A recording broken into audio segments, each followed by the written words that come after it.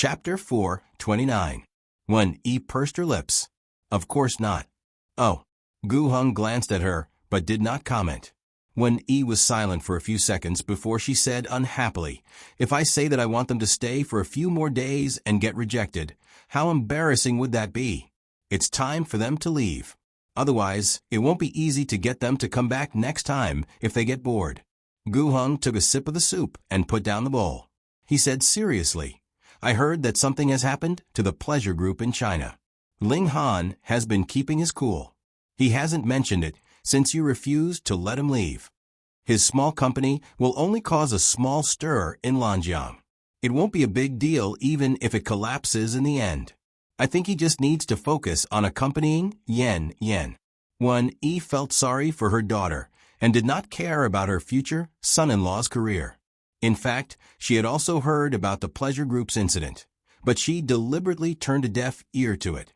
She just wanted to see what choice Ling Han would make between his career and a woman. "That's what you think. Have you thought about Yan Yan? I'm doing this for Yan Yan." Gu Ling sighed. "What I'm saying is, if Yan Yan knew about this, she would definitely ask Ling Han to leave immediately. She probably wouldn't even bother to greet us. Do you think that's what you want?" When E was speechless. After a while, she suddenly snatched a bowl of white fungus soup from Gu Heng and said impatiently, "Ask them to leave tomorrow. I haven't finished eating yet." Gu Heng only had a spoon left in his hand when he gave him an annoyed look and slammed the door shut. "What are you eating? Go to bed early. You don't know how to take care of yourself at your age." The servants in the living room were used to this. Sir and Madam were quarreling again. To be precise, Sir was being scolded by Madam again. The next day, Gu Heng briefly mentioned the small domestic financial crisis at the dinner table. These 2 days, Gu Qi sent back news saying that there are changes in the domestic market. The stocks of several large listed companies have fallen. Shareholders who can sell their shares are selling them like crazy. What do you think about this? After that day in the fencing room, Gu Heng's attitude towards Ling Han was still lukewarm, but she would take the initiative to discuss some work-related issues with him.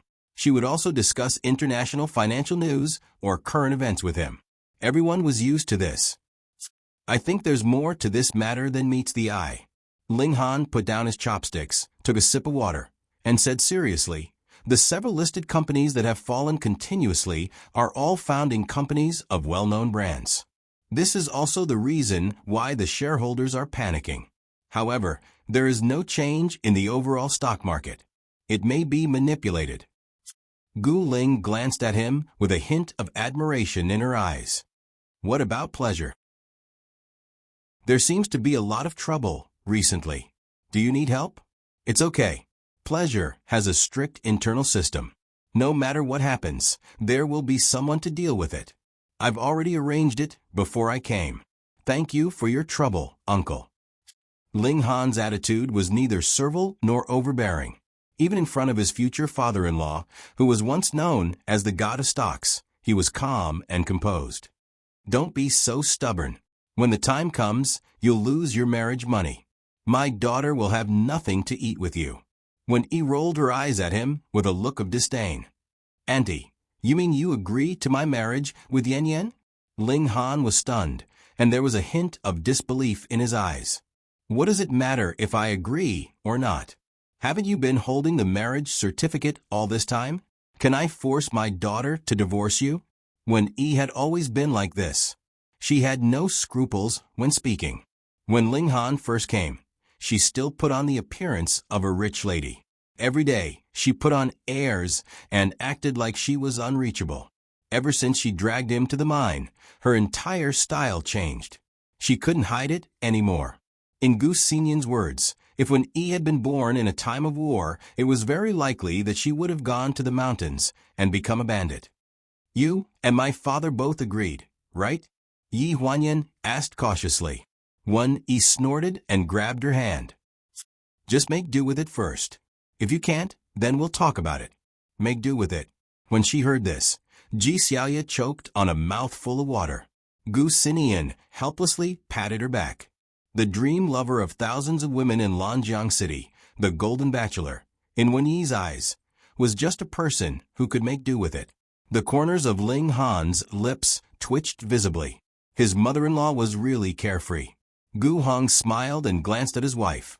In the end, his eyes landed on Ling Han, and he said in a deep voice, "You have your own career. You can't just leave it like this. How about this? Pack up your things and go back to China tomorrow. After you're done with everything, we'll meet with the elders in your family and talk about the wedding." The elders in Ling Han's family were Wen Qingwan's family. His maternal grandparents were still around, but they were not in good health, so they probably couldn't talk much. Fortunately, there were a few uncles and aunts in the family. The meeting between the parents of both sides was just a formality. The life and death of the wedding was still in the hands of Yi Huanyan. Ling Han knew this better than anyone else. "What about me?" Yi Huanyan asked cautiously. Before Gu Hong could say anything, Wen Yi raised her chin and snorted. "Stay with me until the wedding. If the wedding dress doesn't fit, we can change it at any time." "Don't do that, Mom. I have a job too. I have to go back to work on my movie. When the time comes, you'll have to go to the cinema to watch it." You don't want your woman to be criticized for living off her parents, right?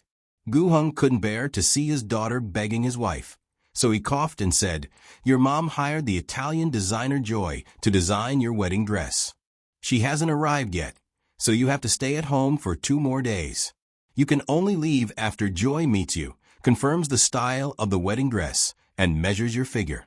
Then, you just have to come back before the wedding. You have to get married from home." Yi Huanyan was stunned. She looked at Gu Hong and then at Wen Yi. "Your brother and Xiaoyu's wedding is scheduled for the beginning of the year, so your wedding will definitely be postponed. This is good too. You have more time, so you can take your time to choose your wedding dress." Wen Yi said this calmly. Yi Huanyan stared at her in a daze. After a few seconds, she finally came back to her senses and hugged her. "Thank you, Mom. You can't wait to get married. You haven't been back for more than a few years." Seriously, Wen Yi's voice was a little choked up. She turned her head, avoided everyone's gaze, and deliberately covered her red eyes. Ling Han looked at Gu Hong, who was sitting opposite him. His gaze was very firm, as if he was making a promise. He couldn't say 1,000 words of gratitude, and Yi Huanyan's parents probably didn't like to hear it either. However, he had stayed in the villa for almost a month. From being rejected and ignored to gradually being accepted, his determination had never changed. He would use the rest of his life to cherish the treasure that he had lost and found again. He would not let them down. Chapter 430. After dinner, Ling Han was packing up in North Court when the doorbell rang. A smile appeared on his face as he got up to open the door. Yi Huanyan threw herself into his arms in a gust of cold wind. The two of them kissed all the way from the entrance to the sofa. Before they could do anything, Yi Huanyan impatiently took off most of his clothes, revealing half of his bare chest. "It's not good to catch a cold again." Ling Han pried her hand away, carried her up horizontally, and went up to the second floor. Yi Huanyan hooked her arms around his neck and rested on his chest obediently. Her watery eyes stared unblinkingly at his face in a daze. Ling Han carried her and put her on the bed. He leaned over her body and looked at her lovingly. "You keep looking at me. Aren't you tired of looking at me?" Not at all. Although there had been 5 or 6 years of heartache, it could not compare to the first 10 years of unrequited love and joy. All the heartache had prepared for this unforgettable love. The red string of fate entangled them together, and they could not be separated. The next morning, when Yi Huanyan woke up, Ling Han was no longer by her side. She looked at the time and jumped out of bed. Ling Han left the dock at 8:30 this morning. It was already 8 o'clock now. Why didn't anyone wake her up? She hurriedly put on her clothes and ran in the direction of East Court. Ling Han was probably saying goodbye to his parents in East Court at this time. Just as she ran to the entrance of East Court, she bumped into a firm chest. The impact made her see stars. She looked up and saw that it was Gu Sinian. She hurriedly asked, "Brother, is Ling Han in there? He hasn't left yet, has he?" After asking, she did not wait for Gu Sinian to answer. She was about to rush into the courtyard, but was pulled back by Gu Sinian. "Don't go in now," she heard Gu Sinian's worried voice. She was stunned. "What's wrong?" Just as they were in a stalemate, a sharp and mean voice came from the East Court's main hall. "I know you're hiding her. I don't care. I won't leave until I see her today. My daughter's reputation has been completely ruined by your Gu family." Yi Huanyan remembered this voice, and it was still fresh in her memory. This was the same sound she had heard in the hall of the East Courtyard 6 years ago, when she had just escaped death from a car accident and returned to the Four Seasons Villa for the first time. It was the gentle voice of Gu Duo's mother. Wen Qing was Wen Yi's cousin.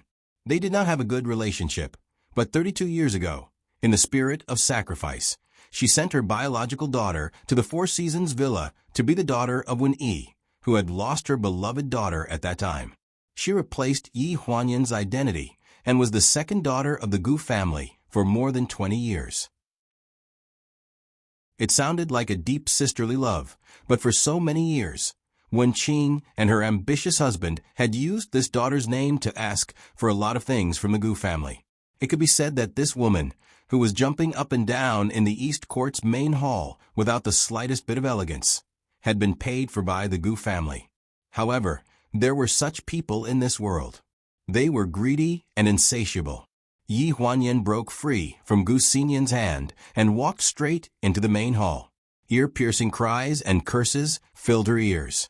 "Tell me, I handed my daughter over to your Gu family so that she could fulfill her filial duties and let you enjoy the happiness of a family. But what did you do? You indulged your son to trample on my daughter, and after you took back your biological daughter, you kicked my duo away. You heartless people." Wen Qing cried and pointed at Wen Yi's nose. "Sister, touch your conscience. If you hadn't hidden in my house when you were young, would you still be alive today? Although Duo is not your biological daughter, she has been with you for more than 20 years. How could you let others trample on her like this? Who trampled on your daughter?" Yi Huanyan coldly interrupted Wen Qing's cries and stood at the entrance of the main hall with a gloomy face. "My brother is upright and has never laid a finger on your daughter. If you want to say who trampled on her, it's her own fault. She couldn't bear to hear others speak ill of her family. Everyone could see what kind of person Gu Duo was. No one would believe that Gu Sinian had done anything to Gu Duo. Even if he had really done something, there was a 200% chance that Gu Duo had coerced him. No wonder Gu Sinian had stopped her from coming in just now." Yan. Wen Yi's face turned pale. She didn't seem to want her to get involved in this mess. It wasn't the first time that Wen Qing had made a scene and asked for money because of Gu Duo. Without waiting for her to speak, Wen Qing took 2 steps forward and said in a sharp and mean voice, "Well, second miss is here. Since you're here, tell me, where did you hide her?" Yi Huanyan took a step back, but Wen Qing grabbed her arm. "Who are you? Are you crazy?" Yi Huanyan frowned and shook her hand violently, trying to break free from Wen Qing's grasp. "Our family won't do anything to Gu Duo. You don't have to make a fuss here. No matter what happens to Gu Duo, it has nothing to do with our family. She was the one who wanted to leave. She was also the one who did something overboard first. Ask her if she was the one who hid my brother's child's ashes in 10 different places for so many years. Did she do such a perverted thing?" Wen Qing looked indifferent and said coldly, "I'm not looking for your family. I'm looking for Ling Han." "You're looking for him?" Yi Huanyan's face stiffened. "Why are you looking for him?" As far as she knew, the only connection between Gu Duo and Ling Han was that fake wedding. Ling Han didn't even call his own relatives, and found a group of extras in Las Vegas at the last minute to act as his maternal grandparents, uncles, and aunts. "That's right. I'm looking for Ling Han, your ex-husband, Ling Han." Wen Qing's face suddenly enlarged in front of Yi Huanyan's eyes. Her sharp chin almost poked her chest, and her eyes seemed to be bloodshot. She stared straight at Yi Huanyan and said with a hint of ridicule, "You're still saying that it has nothing to do with you?" Yi Huanyan only felt that her words were stuck. She frowned. "Why are you looking for Ling Han? The wedding doesn't count at all. Didn't Gu Duo tell you? Duo is pregnant. The child is Ling Han's." Wen Qing gripped her wrist tightly. Her face was flushed red. She gritted her teeth and said, "This kind of man who takes advantage of you and runs away. He didn't even clean up his mess and wants to cling onto the second daughter of the Gu family. How disappointing." Yi Huanyan's face stiffened. The first reaction in her mind was that it was impossible. At the same time, she shouted out her inner thoughts, "Bullsh**T. These words made Wen Qing frown deeply. "You uncultured thing." Yi Huanyan stared at her. "You have to be responsible for what you say. I called you aunt because of my mother. Don't be so shameless." An aunt who had only met her once and called her an ugly monster was probably not worthy of her respect. Wen Qing's gaze turned to the round table in the hall. "I know you don't believe me. There's no proof. Of course, I have evidence. I dare to give it to you. Do you dare to look and admit it?" Chapter 431. Following Wen Qing's gaze, she could see the photos on the table. Beside Wen Yi, there was a polished black sandalwood round table. There were more than a dozen photos in a brown paper envelope. The content of the photos was rich and varied. A naked man and a woman were hugging each other. The woman was holding a selfie stick in her hand. She had a flirtatious expression on her face. The moment Yi Huanyan saw the photos, she felt as if her brain had exploded. The roar rolled in. It was a blank. Impossible. Yi Huanyan composed herself and shook off Wen Qing's arm fiercely. She stared at her angrily and said, "You want to slander me with a few photos that I don't know where you got them from? Don't think that just because I haven't been back for a long time, I don't know about your family business. You want to extort money again? Just tell me directly. Who are you trying to make Gu Duo do such disgusting things for?" Slap. Wen Qing, a loud slap sounded in the hall, accompanied by Wen Yi's scream, interrupting Yi Huanyan's accusation. By the time she reacted, there was a burning pain on one side of her face. Wen Qing seemed to be furious. Her eyes were full of madness, and her raised hand trembled slightly. "I, Wen Qing, am not the kind of person who would joke about my daughter's reputation. You be *TCH. You stole my daughter's identity and put your broken shoes on my daughter. I'll beat you to death." Her fists hit her like raindrops. Yen, when he screamed as she rushed over and pushed Wen Qing away. Then, she quickly supported Yi Huanyan. When she saw that Yi Huanyan's face was pale and that half of her face was red from the beating, she was furious. She turned around and shouted at Wen Qing. "Wen Qing, are you crazy? Since Ling Han did this, you should go look for Ling Han. Why are you looking for us? Yen has nothing to do with him. They divorced a long time ago. They divorced 6 years ago. You're talking about this person." At this point, she took a deep breath.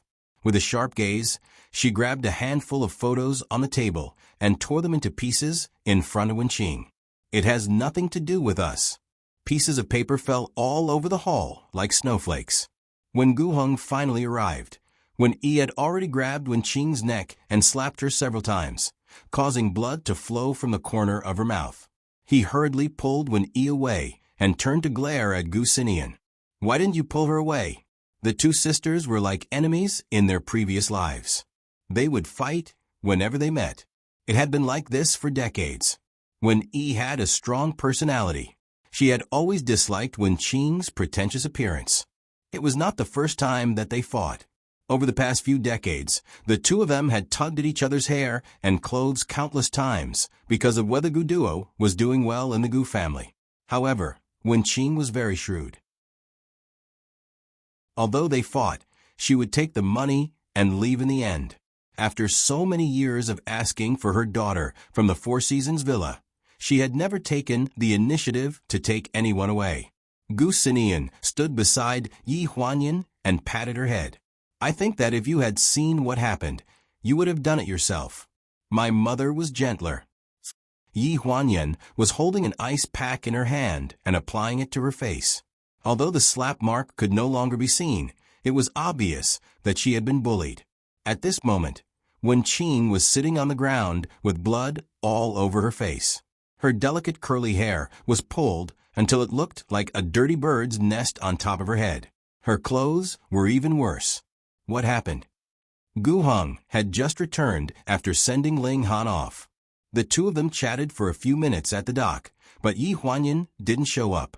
Ling Han didn't delay and explained to Gu Heng with a smile that she probably hadn't woken up yet. So he didn't want to wait and got on the boat. Not long after the ship left, Gu Min hurriedly drove a Passat to the dock and told him that his wife's family had come to make trouble. Among Wen Yi's family, the only one who could still call her by name and freely enter and leave the Four Seasons villa was Wen Qing, this good-for-nothing cousin of hers. Wen Qing sat on the ground and cried. She clutched the tattered photo, and her voice was unclear. Cousin-in-law, you have to make a decision for me. You watched Duo grow up with your own eyes. She has done a lot of filial piety for your biological daughter in front of you. Now that she has suffered a loss, are you going to ignore her? Even if you don't care about her, are you going to let the father of the child in Duo's belly marry your biological daughter? Gu Heng's gaze had already swept to a corner of the photo. The unsightly scene made him quickly shift his gaze away. A flash of surprise passed through his eyes, and his tone immediately became unhappy. What kind of thing is this? Why are you showing around here? This is from Duo's phone. How can it be considered nonsense? Wen Qing anxiously explained. I came to you because I was thinking about Duo's reputation. Cousin-in-law, you have a big family business and can suppress this man. Our words have no weight, and Duo will suffer. If you were really thinking about Gu Duo's reputation, you wouldn't show these photos to people everywhere. Gu Heng was really angry. In the past, no matter how ridiculous Wen Qing was, he had never spoken to her in such an impatient tone. Do you really think of her as your daughter? How much do you want this time? Just say it. Wen Qing opened her mouth and seemed to be weighing the pros and cons in her heart. She frowned and swallowed the words she wanted to say. She raised 5 fingers, took a deep breath, and said, 50 million. It was almost every few years that she would make a fuss. However, after the real second daughter of the Gu family, Yi Huanyan, came back 6 years ago, she felt guilty and stopped a little. She didn't expect that a leopard could change its spots, but a leopard couldn't change its spots. After a few years of peace, she did this again. When Yi was so angry that her whole body trembled. She almost struggled out of Gu Heng's arms and shouted, I won't give you a single word. Get out of here. Wen Qing shrank back and whispered, I'm not asking for it from you. Brother-in-law will give it to me. This time, not a single cent. Gu Heng's voice made people feel as if they were in a cold cellar. It was too cold. Wen Qing shuddered as she looked at Gu Heng in disbelief. Sis, brother-in-law, 50 million is not a lot. If you had said it directly, you wouldn't have had to come here. I could have gotten someone to give you a call. However, you went overboard and hurt Yan Yan. For Wen Yi's sake, I won't settle the score with you. As for what you said, it has nothing to do with the Gu family. Gu Heng had an aura that made people feel at ease. Wen Qing stood in the hall like a mountain. He stared at Wen Qing condescendingly and said in a low voice, Didn't you say that the child in Gu Duo's stomach is Ling Han's? You can ask him for 50 million. Gu Lu, see the guest out. In the end, Wen Qing was carried out by the people brought by Gu Lu. She seemed to have only reacted when she was leaving. She kicked and hit the bodyguards and was dragged out by them. She cursed and swore all kinds of filthy words. Just you wait. When I find Ling Han, I'll make him marry Duo even if I have to die. Isn't it just 50 million? If you don't want to give it to me, then wait for outsiders to criticize you behind your backs and say that the children of the Gu family are all incestuous and adulterous. I'm old and don't have many years left to live anyway. Shameless, MMM. Gu Lu probably stuffed something in her mouth, and she finally stopped talking.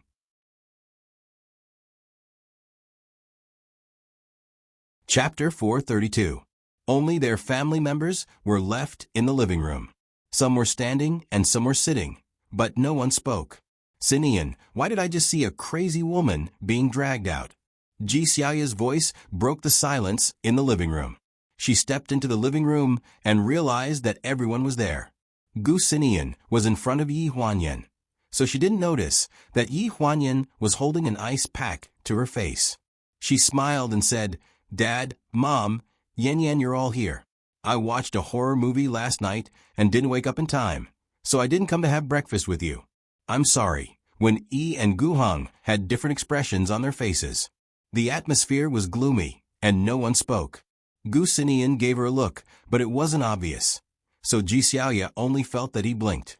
She looked around and asked, "Where's Ling Han? Did he leave?" Don't mention this person at home in the future. When Yi's face turned completely ashen. Just take it that I was blind to be fooled by his sweet talk.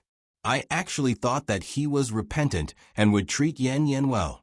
If I see this kind of scumbag again, I'll tear him apart. Mom, I don't believe what she said. Yi Huanyan looked up. The ice pack had been removed, revealing the red handprints on half of her face. Ji Xiaoya exclaimed, but when she saw Gu Sinian look at her, she quickly shut her mouth.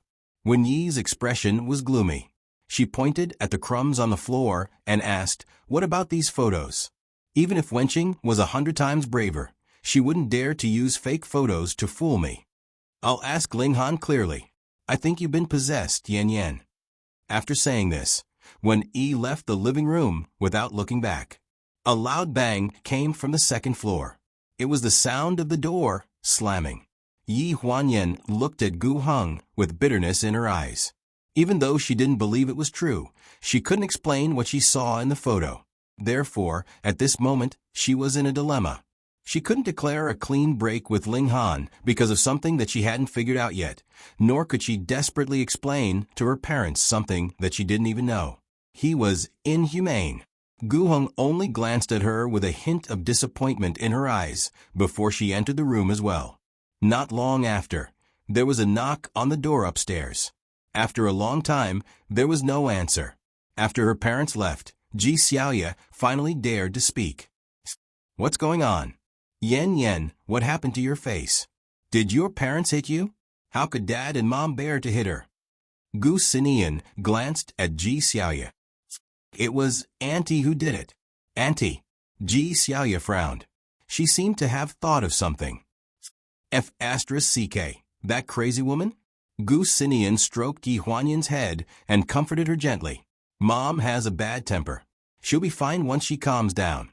Yi Huanyan held the ice pack on her face and nodded helplessly.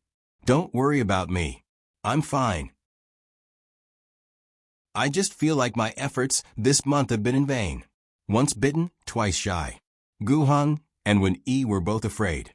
As soon as there was a slight disturbance, they couldn't wait to wrap Yi Huanyan up tightly and isolate her from Ling Han. She understood. Ji Xiaoya sent her back to Nanyuan. She held her hand and sighed. "Why is your life so hard? It wasn't easy for Dad and Mom to agree to the wedding, but this happened. Gu Duo is such a B***tch. I really want to tear her apart." Yi Huanyan sent a WeChat message to Ling Han to ask. She listened to Ji Xiaoya's nagging absent-mindedly. Her attention was on her phone. She only came back to her senses when a pair of hands waved in front of her eyes. "Huh? What did you say?" "I said if those photos are real, what should we do?" Gu Sinian took the photos to the villa's forensic department for analysis. After they were imported into the computer, they checked the layering of the photos and checked for traces of tampering. In the end, the original photos could be seen. If they were real, nothing would change. Yi Huanyan frowned. "How is that possible? In the photos, Ling Han seems to be drunk." Ji Xiaoya reminded her softly. There were more than 10 photos from all angles, but none of them showed Ling Han awake. Most of them had his eyes closed or squinted. What should she do? Yi Huanyan didn't know what to do either, and she was thinking even further than Ji Xiaoya. If Gu Duo's pregnancy was real, what should she do? Ji Xiaoya collapsed on the sofa and muttered to herself. This escalates to the question of whether a husband should be forgiven if he only cheated physically and didn't cheat mentally without knowing it. Before Yi Huanyan could answer, she shook her head again. No, since he knows that he can't drink, he shouldn't drink with a woman without sex. So it's still unforgivable. Yi Huanyan looked at her. She tried to open her mouth several times, but she was interrupted by her. In the end, the frustration in her chest didn't disappear at all. Instead, she was annoyed by her and couldn't control herself. She immediately waved her hand impatiently. Go, go, go. Don't bother me here. My head hurts. Ji Xiaoye raised her eyebrows. It's not just a headache. Your heart hurts. She just wanted to use a joking attitude to distract Yi Huanyan's attention at this moment. Her nerves were too tense, and she was anxious to let her parents acknowledge Ling Han. If the result was completely opposite to what she expected, her psychological defense would collapse too easily.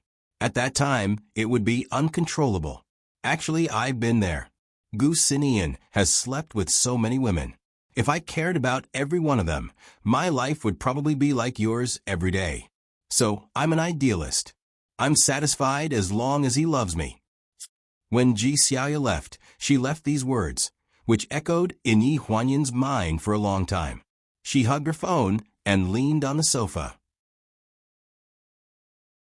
She couldn't help but think about the content of the photos. She was angry.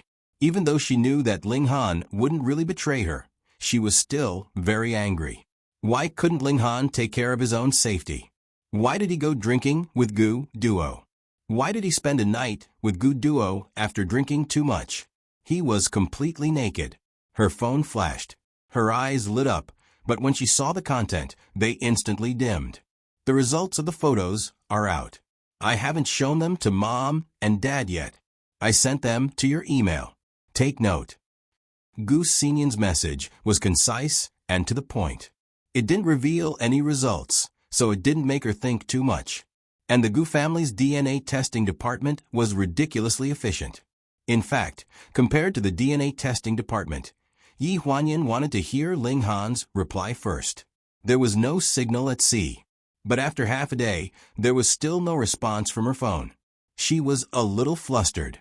She lowered her head and looked at the last chat with Ling Han. It was sent to her phone before he left in the morning. Then I'll see you in Lanjiang. I'll pick you up at the airport.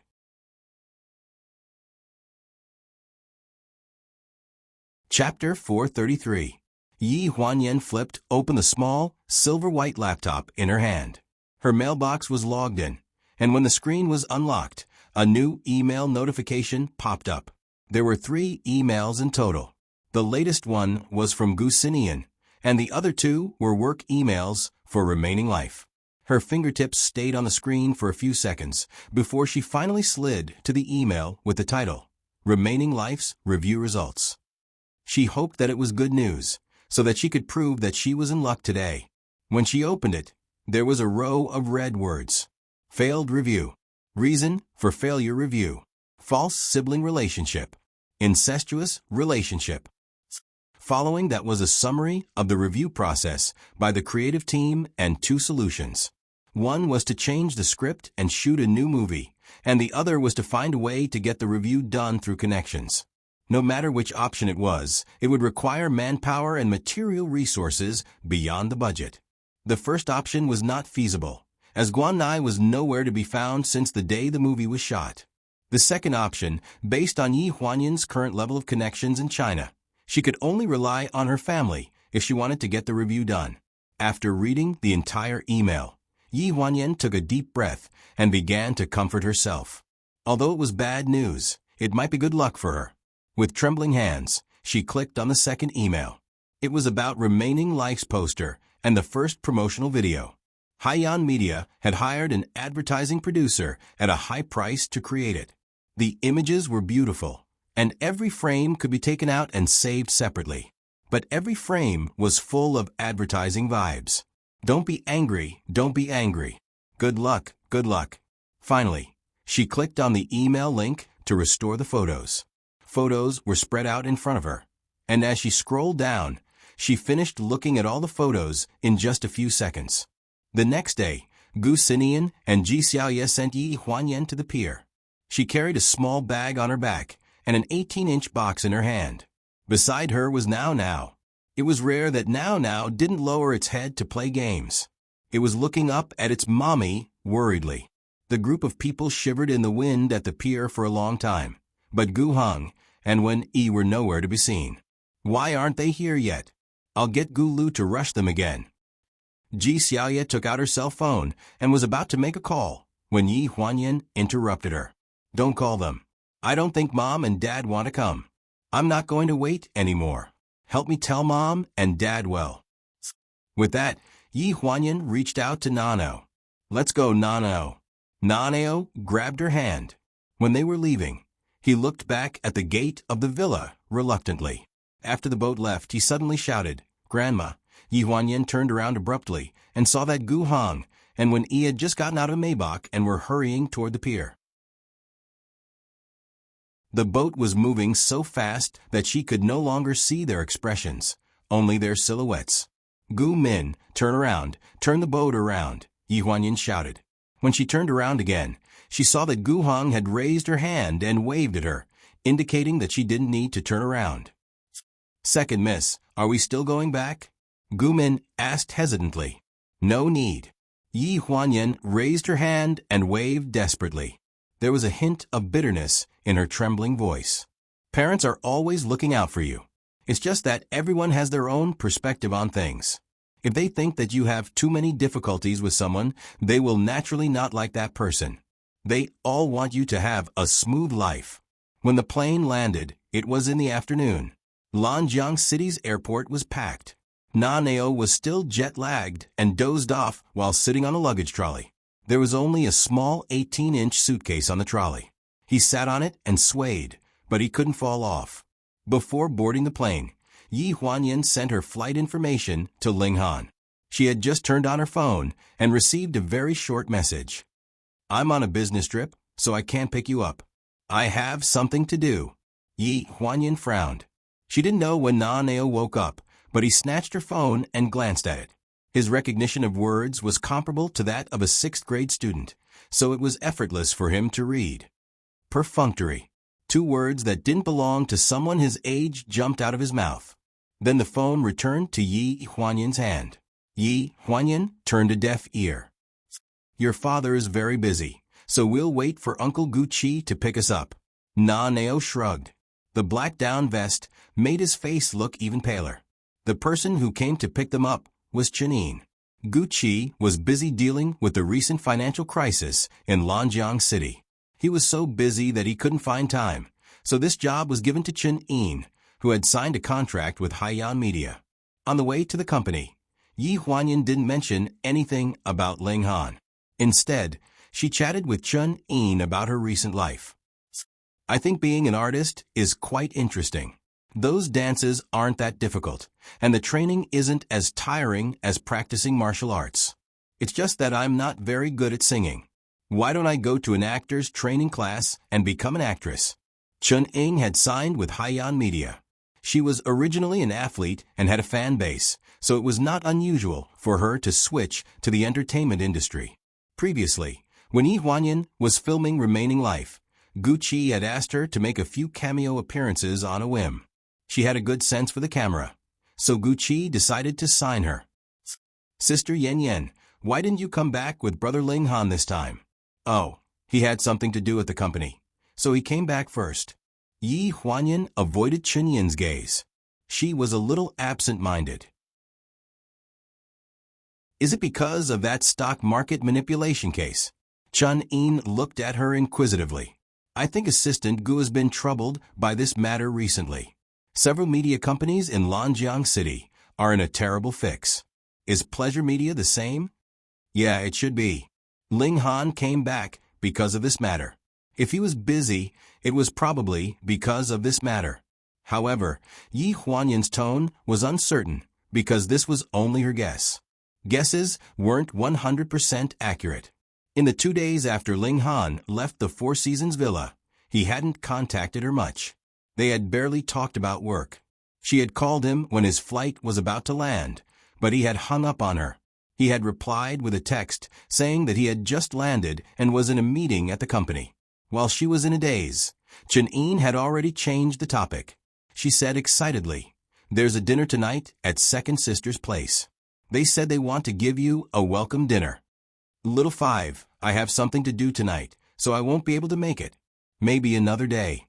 "I'll definitely go another day." Chen-in was slightly stunned. "What's the matter?" Only then did she realize that Yi Huanyan's expression wasn't quite right. She quickly wiped the smile off her face and said seriously, "Sis, is there something on your mind?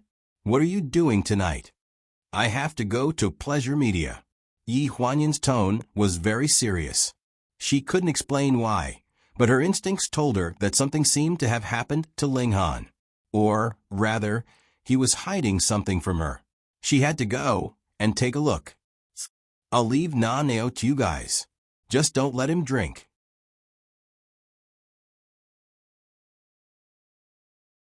Chapter 434. In the penthouse apartment of Haiyan Media, only a dim light was turned on in the living room. Yi Huanyan sat alone on the carpet, sorting out the luggage she brought back. From time to time, she glanced at the phone beside her on the carpet. It had been 4 days since Ling Han left the Four Seasons villa. She knew that Ling Han was very busy, but she needed to confirm whether he was busy dealing with the company's affairs or Guduo's affairs. "Mommy, I'm hungry." When Yi Huanyan heard the childish voice, she came back to her senses and looked up at the door of the bedroom. The little figure was walking towards her. Na-Neo yawned and staggered to Yi Huanyan. He plunged into her arms and said in a daze, "I want to eat instant noodles." A little master who had been raised to be very picky since childhood actually loved the simplest instant noodles the most. Yi Huanyan was helpless about this. "No, you're still growing. It's not good for you to eat instant noodles." "But I want to eat it." Maybe people were like this. The more difficult something was to obtain, the more valuable it was. Yi Huanyan had to carry him to the sofa and wrap him in the blanket. "Then wait here. Mommy will make instant noodles for you." "Okay." The little boy yawned and shrunk into the blanket. "Okay." Yi Huanyan got up and went into the kitchen. The lights in the kitchen were on. The living room was still dim, but it was a little warmer. The feeling of loneliness from before was reduced by a lot. The water in the pot was bubbling. Yi Huanyan put the pancake down and took out an egg from the fridge. She stirred it in the pot and waited for the juice to come out. The phone in the living room vibrated twice. Na-Neo frowned and glanced at the blanket unhappily. It was Yi Huanyan's phone. "Sorry, I've been a little busy recently and couldn't take care of you." That was the only sentence in the message that popped up. The rest of the sentence was hidden in ellipses. Na-Neo looked at the caller ID and frowned. He lifted the blanket and jumped off the sofa. He held Yi Huanyan's phone in his hand and weighed it in his hand. He skipped the fingerprint unlock and keyed in the password. After a series of random taps, the phone unlocked and jumped to the WeChat interface. He read the second half of the sentence. "The company is too messy, and the employees don't know you. Don't go. I'll look for you when I get back from my business trip." Na-Neo frowned. He saw Yi Huanyan's message. "I brought something from home for Xiaodong. I will visit the company tomorrow. When will you be back?" When Yi Huanyan came out of the kitchen with a bowl of instant noodles, the little girl who was originally lying on the sofa was holding her laptop and tapping away at something. She looked full of energy and was not at all dispirited like before. "You're suddenly energetic again? Are you playing games again?" Yi Huanyan removed her apron and frowned as she walked towards Na-Neo. "The lighting is not good, and it's too late. It will hurt your eyes. Play games tomorrow." With that, she took the notebook away from Na-Neo's lap. Mommy, I still have a code. Let's talk about it after you finish eating. The noodles are falling off." Na-Neo sighed and climbed onto the dining table to eat the noodles. After 2 mouthfuls, he rubbed his stomach and said he was full. Yi Huanyan took Dong Shuebing's bowl and complained as she ate. "You have a kitten stomach." You only eat so little every time, and you ask others to pick up the leftovers. Naneo raised his brows and did not feel ashamed. Anyway, someone likes to pick up his leftovers. Mommy, I will go back to my room first. Okay. Naneo jumped off the chair and sneakily picked up his laptop from the table. Yi Huanyin glanced at him. You're only allowed to play for 10 more minutes. 5 minutes will be enough. With that, Dong Shuebing went into his bedroom with the laptop and closed the door. Four Seasons Villa. During lunch, Gu Xinian mentioned that Ji Xiaoya was going back to China to organize the Fengshan charity banquet. Wen Yi was not very willing to let Ji Xiaoya go, but she was not an unreasonable person, so she let her go after nagging for a while. After lunch, Gu Xinian went to the study to look for Gu Hong. Gu Ming was in a daze while looking at a copybook. He only came back to his senses when there was a knock on the door. He answered, "Come in." "Dad." Gu Xinian closed the door and went straight to the desk. He glanced at Gu Hong and sat down after receiving his signal. "Why are you looking for me? Has your sister contacted you since she arrived in Lanjiang?" "Yes, she has. She should be asleep now." "What about Ling Han?" "No." Gu Xinian frowned. "What do you think about the photos that Wen Qing brought?" Gu Xinian was slightly stunned. The DNA test department had already given him the results. Gu Hong and Wen Yi were the most opinionated people, so they should not have asked him about this matter. Since they had asked, there was probably something else that they needed him to do. It's not the first time that Auntie came here to make trouble for money. I didn't think too much about this matter, but judging from the photos, I'm afraid it really happened. As for Gu Duo's pregnancy, it may not be true. Wen Qing loved money, but she was not very bold. She was just a tyrant, so she might not dare to fabricate evidence. If this matter is true, and Wen Qing returned from the villa empty-handed, what do you think she will do next? Based on Auntie's personality, I'm afraid she will come again. Gu Xinian frowned. After all, if she really needs money, she can only ask us for it. She doesn't have the ability to do that. She doesn't, but I'm afraid Gu Duo is very capable. Gu Xinian was slightly stunned. He suddenly remembered that Gu Duo was with Wen Qing now. Wen Qing should have known that Wen Qing came to the villa to make trouble. Based on her personality in the past, she would never have allowed her biological mother to come here and make a fool of herself. This time, what about Ling Han's attitude? Gu Xinian asked. How do you think Ling Han will deal with this matter? Hearing this, Gu Heng's eyes showed some displeasure. In this situation, we can't care too much. You just need to find a way to arrange a few people to protect your sister. His words were very straightforward. Gu Xinian's frown deepened. After Yi Huanyin woke up, she tidied herself up and drove to the pleasure club. Ling Han did not reply to her WeChat message. She took it that he was too busy to reply. When she arrived at the pleasure club, the receptionist did not know her and stopped her in the lobby. Yi Huanyin was not angry. She called Xiao Dong secretly. Within 2 minutes, Xiao Dong hurried downstairs and scolded the receptionist. What's going on? This is President Gu of Haiyan Media, President Ling's fiancé. The receptionist was so scared that her face turned pale. She quickly bowed and apologized to Yi Huanyin. It's okay. Don't be afraid.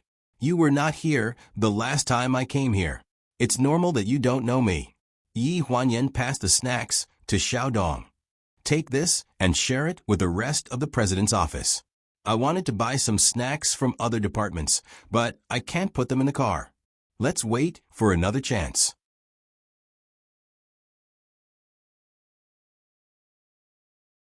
Chapter 435.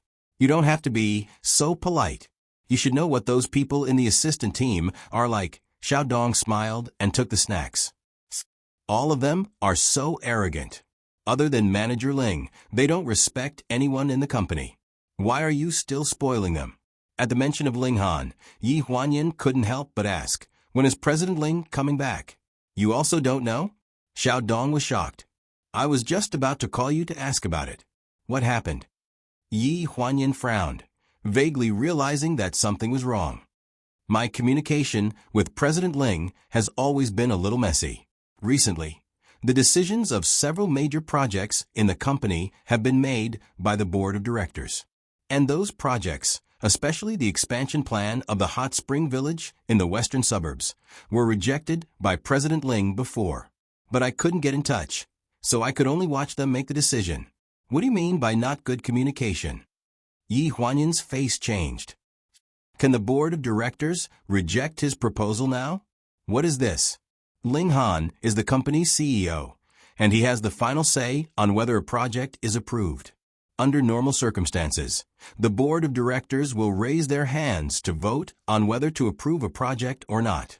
As long as more than half of the board of directors approve, it will be fine. But Ling Han can insist on his decision. His shares gave him the right to veto the project. If the board of directors wants to overturn Ling Han's decision, they can only propose a recall. But Ling Han owns more than 50% of Pleasure Company shares, and even if all the board of directors work together, they will not be able to stop him. That's why no one can change Ling Han's decision at Pleasure Company. He has absolute authority. Xiao Dong frowned. Last year, when the company was restructured, the board of directors can vote without manager Ling's approval. This month, Lanjiang City is affected by the financial crisis, and manager Ling is not around. That's why most of the decisions are decided by the board of directors. But didn't Ling Han come back? No, President Ling said that he was coming back 4 days ago. In the end, I didn't see him at the airport at all. I only received a call from President Ling. In the call, President Ling said that he was going to Shanghai to discuss a project, and that everything was temporarily put aside. Yi Huanyan's face stiffened. She said anxiously, "You're saying that Ling Han has never returned to the company?" Yes. It was common for Ling Han to go overseas to discuss business deals, and the last call was made by Ling Han himself. That's why Xiao Dong did not feel anything was wrong. Yi Huanyan was extremely uneasy. She had a premonition that Ling Han had most likely disappeared. "Xiao Dong, I still have something to do. I'll leave first." After stuffing everything into Xiao Dong's hands, Yi Huanyan quickly left the pleasure group. She was shocked by her own thoughts. After returning to her car, she called Ling Han with trembling fingers. Just like yesterday, the call was disconnected, and Yi Huanyan received a message. "I am not available to answer your call now. I am in a meeting. Yen, tell me what you have to say first. I will get back to you after the meeting." Every punctuation was correct, and this was Ling Han's style of speaking. "I had just left the pleasure group, and Xiao Dong said that you are not back at the company. Can you answer the phone?" "I have something to do." Yi Huanyan called Ling Han, but no one was answering. "Sorry, the number you have dialed is currently unavailable," the stiff female voice repeated several times in her ears. Yi Huanyan finally gave up calling, started the car, and drove all the way to Haiyan Media. After entering the company, Yi Huanyan looked for Gucci, find a way to find out who Ling Han's last call was and what is going on. What's wrong? Manager Gu? I suspect that Ling Han is being controlled by someone. She had not thought about this until Xiao Dong told her about the Huan Yu Group's board of directors overstepping their authority. That's why she had this bold guess. When the tiger is not around, the monkey will be the king. Ling Han had disappeared from Pleasure Group for too long, and some of the directors had the power to make decisions for too long. Those who were used to being in a high position had experienced the thrill of it, and it will be difficult to get him to step down from his position. Gu Lu immediately went to work after receiving the order. Yi Huanyan returned to the office and began to search for all the information about Pleasure Group's directors. Ling Han had the intention to transfer his shares to her, but she did not agree. She was afraid that if the shares were too scattered, it would be detrimental to his management. However, Ling Han had given her an internal staff relationship form. The original draft was made 5 years ago when Xiao Mu was still alive, and the content was very detailed. In recent years, it had been revised as the board of directors changed. After opening his mailbox, he quickly found the relationship form. The printer beside her started to clatter. Yi Huanyan first took a portion of the printed form and read it. The first one was the company's development history. The one in her hand was different from the one that Pleasure Group's ordinary employees could find online. It was very detailed, to the point that some things touched the red line of the legal and moral boundary. Pleasure Group was founded by Ling Han's great-grandfather. It was one of the earliest newspapers in the early part of the last century. After the rise of the entertainment media, Pleasure Group was one of the first to switch to the film and television industry. The transition was not very successful at first, and it was hit hard more than 40 years ago. That was why Ling Han's grandmother proposed the marriage. These were all well-known facts. Wen Qingwan married into the Ling family with the Wen family's funds as her dowry. At that time, besides Ling Dongming, Wen Qingwan was the biggest shareholder of Pleasure Group. However, she never interfered with the company. Before she passed away, she directly transferred all her shares to Ling Han. The data showed that 20 years ago, Pleasure Group had a major board change. Wen Qingwan's younger brother and nephew, Ling Han's third uncle, Umbo, and his third uncle's son, Wen Siyuan, invested in Pleasure Group. The board of directors was reshuffled, and the two people's shares combined exceeded Ling Dongming's shares at that time. Wen Qingwan and Ling Dongming were in a Cold War at that time. The data also vaguely mentioned that Umbo and Wen Siyuan invested in Pleasure Group because of Wen Qingwan.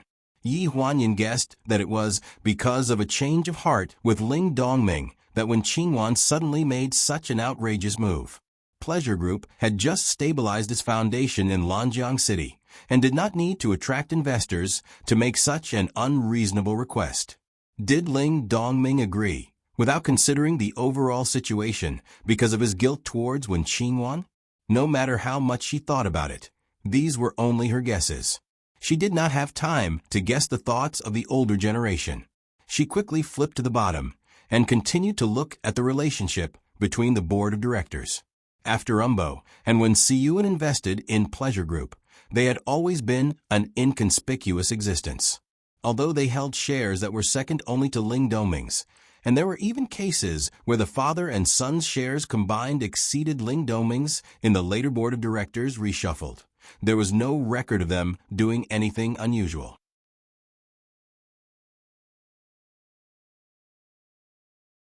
Chapter 436. For the past 20 years, they had been taking dividends from their shares and living in harmony with the person in charge of Ling Han. The third CEO of Pleasure Group, Ling Dongming, passed away in a car accident. His son, Ling Han, succeeded him but was opposed by Xing Lin, an elder of the board of directors. More than half of the people voted for Ling Han, but in the secret voting meeting, Ling Han won by a narrow margin. Yi Huanyan read the contents of the paper silently, and her heart trembled. This happened 8 years ago. It was still fresh in her memory. During that time, she had been sleeping in the old house all day long. Little did she know that Ling Han alone was bearing the pressure of the entire company and family. He was carrying the Ling family's century-old business. The document even recorded the members of the board of directors who voted for Ling Han. At a glance, the father and son of the Wen family were listed. It didn't seem to match the situation she had imagined. According to the situation at that time, Ling Han held 23% of the shares given by Wen Qingwan. The father and son of the Wen family held 24% of the shares. But when she turned to the next page, Yi Huanyan felt lucky for them that they didn't show any intention of replacing him. After the board meeting, Ling Han received the transfer of Ling Dongming's estate. It stated that Ling Dongming transferred all 26% of the shares under Ling Han's name. This added up to 49%, which crushed all the major shareholders' shares. After that, no one mentioned the idea of replacing the CEO again. It was peaceful until recently. After reading the entire document, Yi Huanyan pinched her forehead. She felt that she didn't see anything wrong. In the past 5 years, the shareholders of Pleasure's board of directors were very comfortable. There was no situation where the shares of any of them skyrocketed. Hua la la, the printer at hand printed out the last document. She took a sip of a coffee beside her and took the stack of papers. She neatly arranged them on the table and flipped to the first page. Her eyes froze, and her action of drinking coffee also stopped. Summary of the investigation, records of the private activities of the board of directors. A line of large words was written in red. It was very eye-catching. The first page noted that Xing Lin, a veteran member of the board of directors, had privately sold 5% of her shares 10 years ago. The buyer was Qiao Mingsheng, who was also a member of the board of directors. Yi Huanyan quickly flipped to the next page. The following March, Zhang Weiwen of the board of directors sold 3% of his shares to the owner of a small company named Wang Chang. After that, there were board members who sold some loose shares one after another. These were all carefully investigated and recorded. From Yi Huanyan's point of view, the mobility of these scattered stocks was very high. They were within a controllable range, so there was no need to record and investigate them. She did not understand why Ling Han had asked people to record these things. At the end of the book, most of the people involved were unknown people. Every time, they only traded a small portion of shares. The largest share was only 5%. Logically speaking, they were not a threat at all. But when she saw the last page, Yi Huanyan's eyes suddenly narrowed. In December, Qiao Mingsheng was in frequent contact with many board members. He went in and out of the Royal Entertainment Club and bought shares without restraint. Overnight, all the previously acquired loose shares were transferred to Qiao Mingsheng's name, totaling 15%. Just 6 years ago, this person named Qiao Mingsheng, after a year of tossing and turning, transferred all the shares of the board of directors to himself.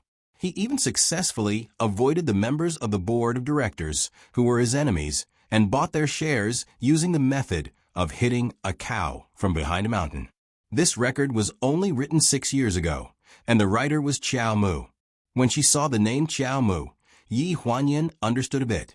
She sighed, pushed away all the information she had just finished reading, leaned back in her chair, and drank coffee to calm down.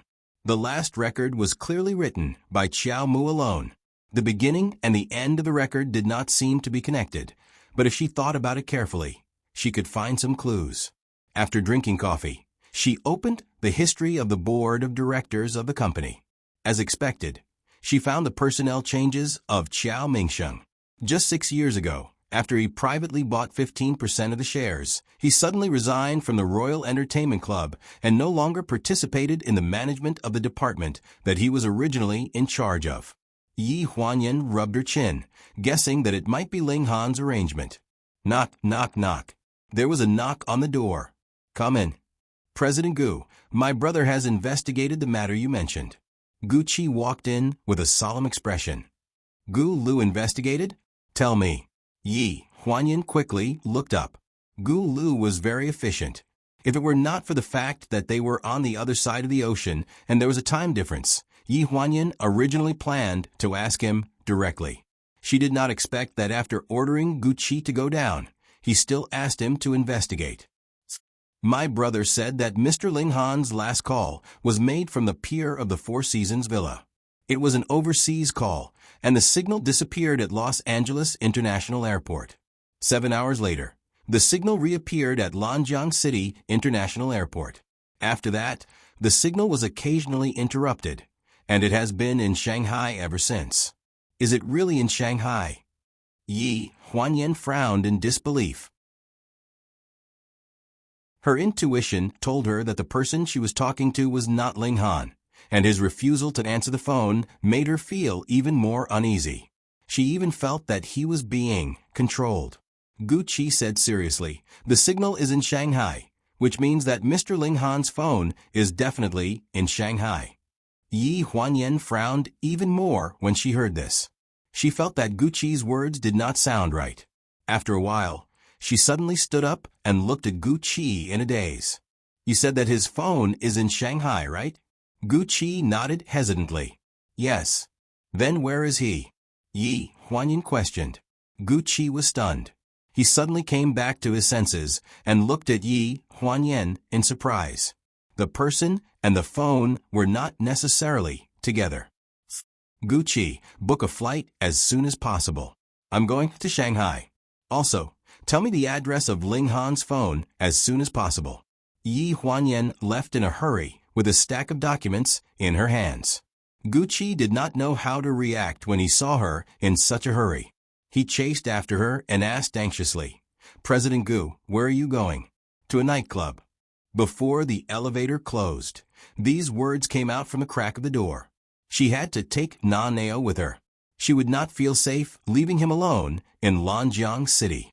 At the Blue Clothes Club, the men and women on the dance floor swayed crazily to the deafening music. It was as if they were about to throw their limbs out. Every time they saw someone, they would try to get close to them and dance. Yi Huanyan only entered the club. She paced around the entrance for 10 minutes, but could not find a place to stand. As soon as she got close to the dance floor, two men would press against her. They would turn a deaf ear to whatever she said. They looked like they could only rock and roll because the music was too loud. Yi Huanyan covered her ears with one hand and pressed on the voice message on WeChat with the other. She shouted, "Little Five, hurry up and bring Nano out." "Are you crazy? Why did you bring him here?" Before this, she had always thought that Su Hong's new club would have the same style as her Qingxin tea house in Peony Building.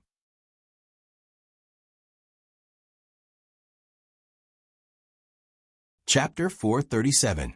When Chun Yin, with a face full of makeup, pulled away the two young men who were dancing on the dance floor, Yi Huanyan almost flew into a rage. The music was so loud that no one could hear what Chun Ying was saying. All they could see was Chun Ying baring her fangs and brandishing her claws, trying to drag her away. She looked like she was begging for mercy. Looking at her mouth, Yi Huanyan could only understand one sentence. "Let's go in first." The two young men who were flirting with Yi Huanyan were naturally punched by Chun Ying until their mothers could not recognize them. In the private room, as soon as the door was closed, the sound outside was completely isolated. The soundproofing effect was not just for show. It was a crazy dance outside, but inside it was the sisters' tea party. There were all kinds of fruit plates, seeds, peanuts, and snacks on the two tables. Su Hong and Gu Fengfeng were talking while spitting out seeds all over the floor. Zhuang Suqiu was in the corner playing with Naneo on the tablet. In the private room, a young man sat in front of the microphone. He looked to be in his early 20s and was playing the guitar and singing. He looked delicate and charming, so delicate that one could pinch water out of him. It was not known which sister had brought him here. It was very pleasant. "You guys really have had enough." Yi Huanyan spat out such a sentence. Su Hong turned around and exclaimed in surprise. Immediately, she showed a regretful expression. "Ah, isn't this Yan Yan? Didn't you say you weren't coming?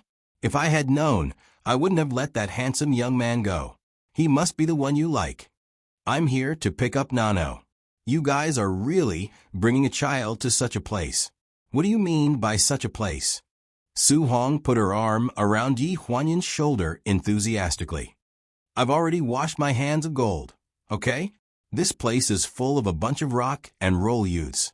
I've arranged a place for them and arranged for the audience to party.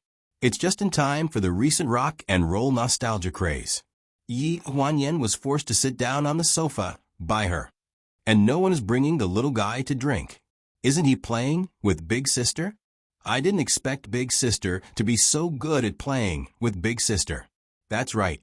Chun Yin's scary heavy makeup stuck to Yi Huanyan's side. That's right. And I told you yesterday that we were coming to second sister and third sister's place today." Seeing that she still dared to quibble, Yi Huanyan's expression became even more unpleasant. "If you had told me that this place was called Shirley Ocean Place, do you think I would have let you bring Naneo here? Not only Naneo, don't even think about coming here yourself. You're a signed artist after all. If you don't restrain yourself, if the reporters take photos of you, it'll be a black mark in your history, and you won't be able to wash it clean." Hearing this, Chun Yin's face turned pale with fright. Gu Fengfeng couldn't stand it anymore and said helplessly, "Yan Yan, that's enough.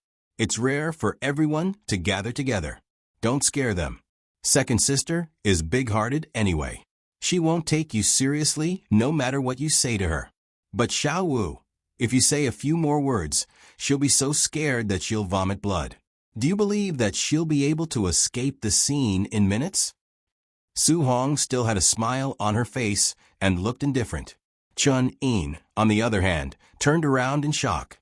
Seeing Yi Huanyan's almost uncontrollable smile, she suddenly snapped back to her senses. Damn, that's enough. I was so scared that I almost suffocated. You're guilty, because you're guilty. Who told you to bring Nano here? Yi Huanyan rolled her eyes at her. Next time, if you act first and report later, be careful of your legs. Your brother will break them and drag them back. Chun Yin had always been afraid of her brother. Even though she knew that Yi Huanyan was joking, she still couldn't help but shudder. She said guiltily, No. I'll definitely not bring him here in the future, okay? Everyone laughed along. Gu Fengfeng stuffed a handful of sunflower seeds into Yi Huanyan's hand.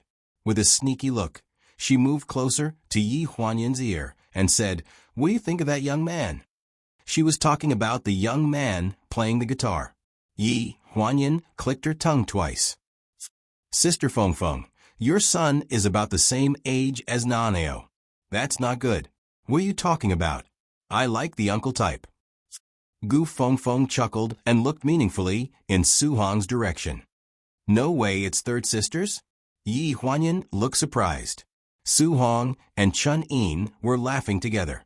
No one knew what they were laughing about, but it was obvious that they would steal glances at the handsome young man singing in the stands every once in a while.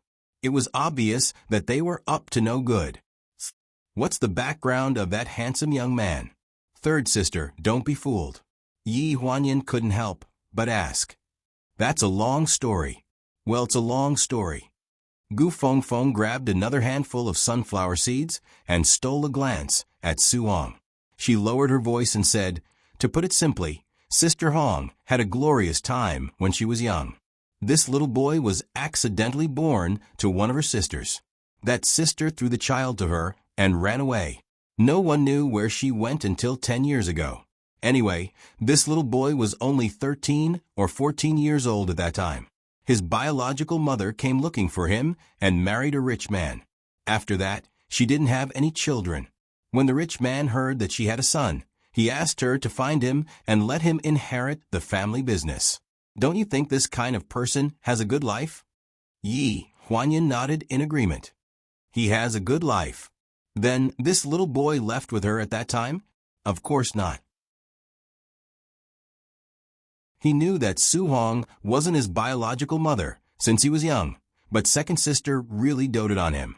She raised him up and was never reluctant to spend money. She brought him back 7 or 8 times.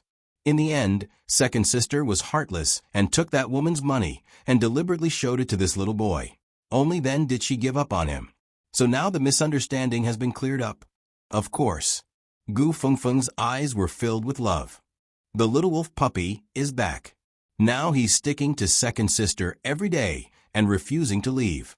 Half a year ago, his biological mother asked people to smash second sister's tea house. He used his own money to buy this shop for Sister Hong. He even helped her with the renovations and connections. Isn't he handsome? Very handsome. Yi Huanyan couldn't help but take a few more glances at that little boy. He was quite handsome. A young man of 23 or 24 years old. His eyes were full of stubbornness, and he was fearless of this world. When he looked at Su Hong, he had a certainty that she was his woman. No one dared to ignore him. Second sister agreed, just like that? Yi Huanyan asked. Agreed my ass. Later, second sister borrowed money from third sister to invest. She took out the coffin capital and sent back all the money she spent on renovations and hiring people to him. She said that she was thanking him for his help. Look, he thought of another way and came here to be a resident singer. The labor contract was signed there. The person in charge of hiring didn't know him and directly recruited him. Don't you think this little boy is smart enough? Smart enough. Yi Huanyan smiled. Hearing Gu Fengfeng's words, this little boy was also infatuated. Although there was a difference in age, who said that one couldn't meet love in their 40s. Wasn't it just a little late? There was still the rest of his life. The sound of the guitar string was accompanied by the sound of clashing in the corner. Yi Huanyan and Gu Fengfeng were almost done chatting. Her gaze fell on Zhuang Suqiu. Her complexion was much better, and her fierce aura seemed to have softened a little. She didn't know if it was because she saw the child.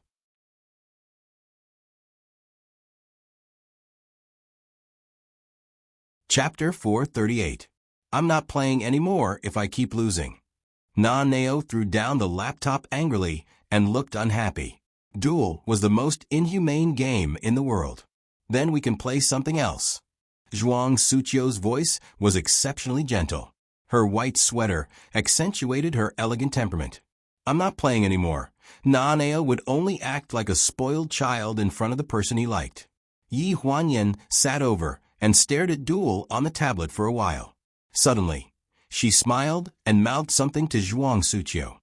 He's a little weak. Therefore, he was basically a retard when it came to finding a different type of game.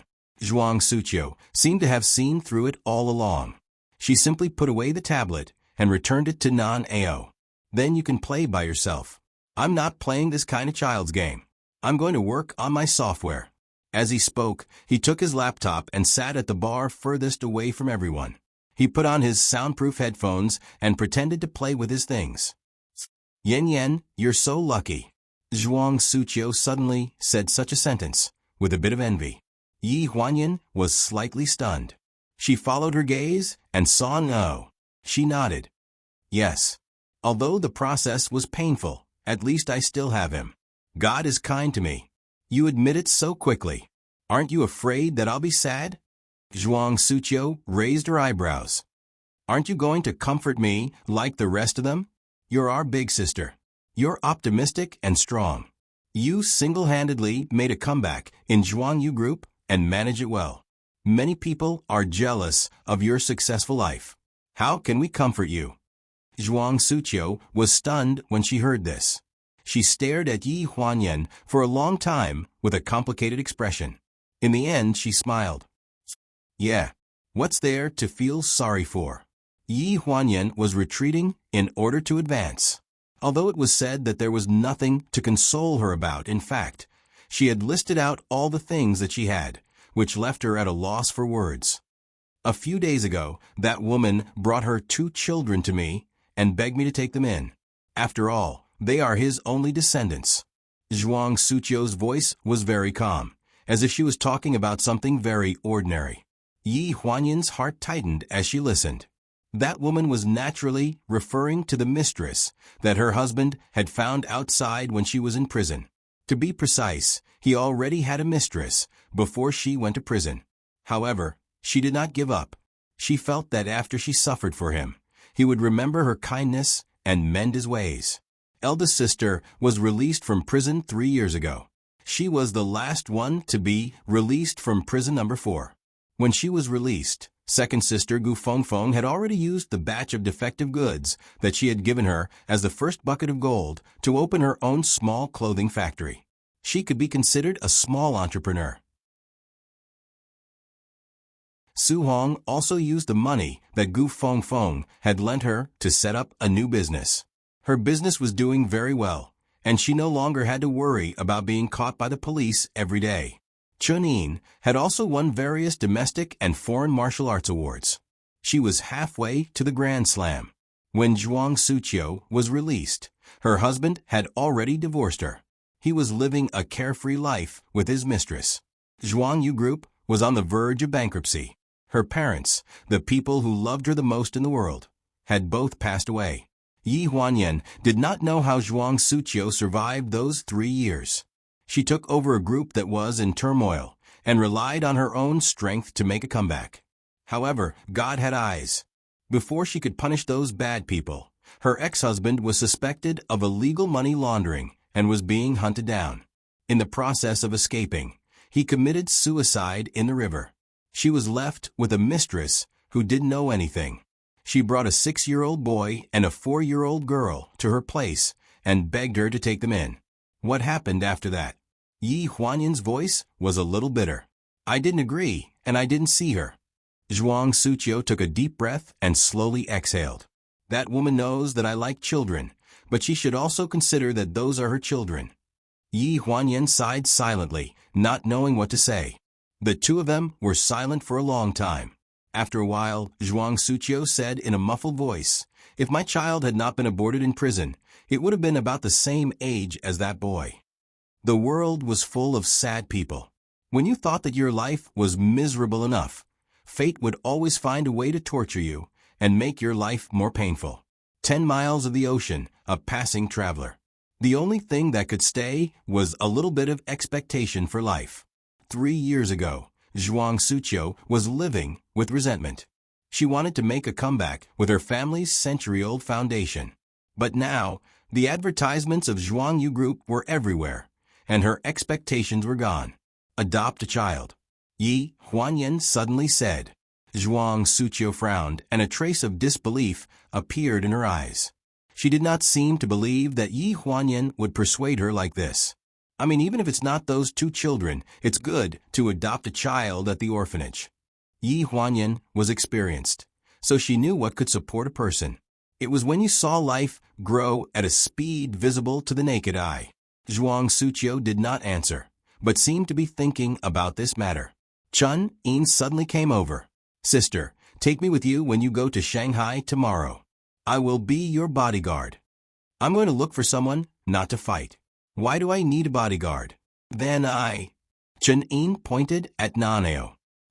"I will be his nanny." Naneo looked at her coldly. "Sister Wu, if you go, I will be your nanny.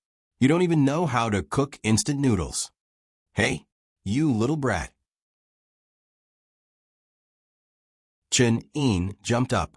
"Don't you have soundproof earphones? I can read lips. Since you can read ventriloquism, I will go with you. I'm going to the amusement park. There's a huge one there. I want to go there." Chun Yin held Yi Huanyan's hand and shook it. "If you take me with you, will the plane ticket be reimbursed?" Yi Huanyan snorted. "Reimbursed? Are you going to take a photo shoot or attend an award ceremony? Do you need the company to pay for your travel expenses? I'm going to take a photo shoot at the amusement park. I promise it'll be beautiful." Yi Huanyan could not persuade her, so she had no choice but to take her along. Just as she agreed, Su Hong suddenly came over. "Going to Shanghai? I'm going too. One of my sisters has opened shop there. I'm going to cut the ribbon. It's one of these days. I'll go with you tomorrow." The original plan to find her husband had suddenly turned into a sister outing. Plans could not keep up with changes. Even the heaviness in her heart was almost gone. Yi Huanyan even felt that it was a little funny. She wondered if she was being paranoid when she went out this time. If nothing happened to Ling Han at the hotel or a signing ceremony, it would be really funny. Therefore, Yi Huanyan didn't mention why she was going to Shanghai.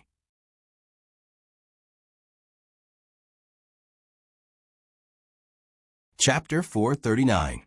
Naneo sat on Chun Yin's huge suitcase and was pushed out of the airport by Chun Yin. Yi Huanyan was talking to Su Hong at the entrance of the airport. Su Hong's phone rang. She turned and said to Yi Huanyan, "Let's go our separate ways here. I'm going to get a ribbon cut. I'll see you at the hotel tonight."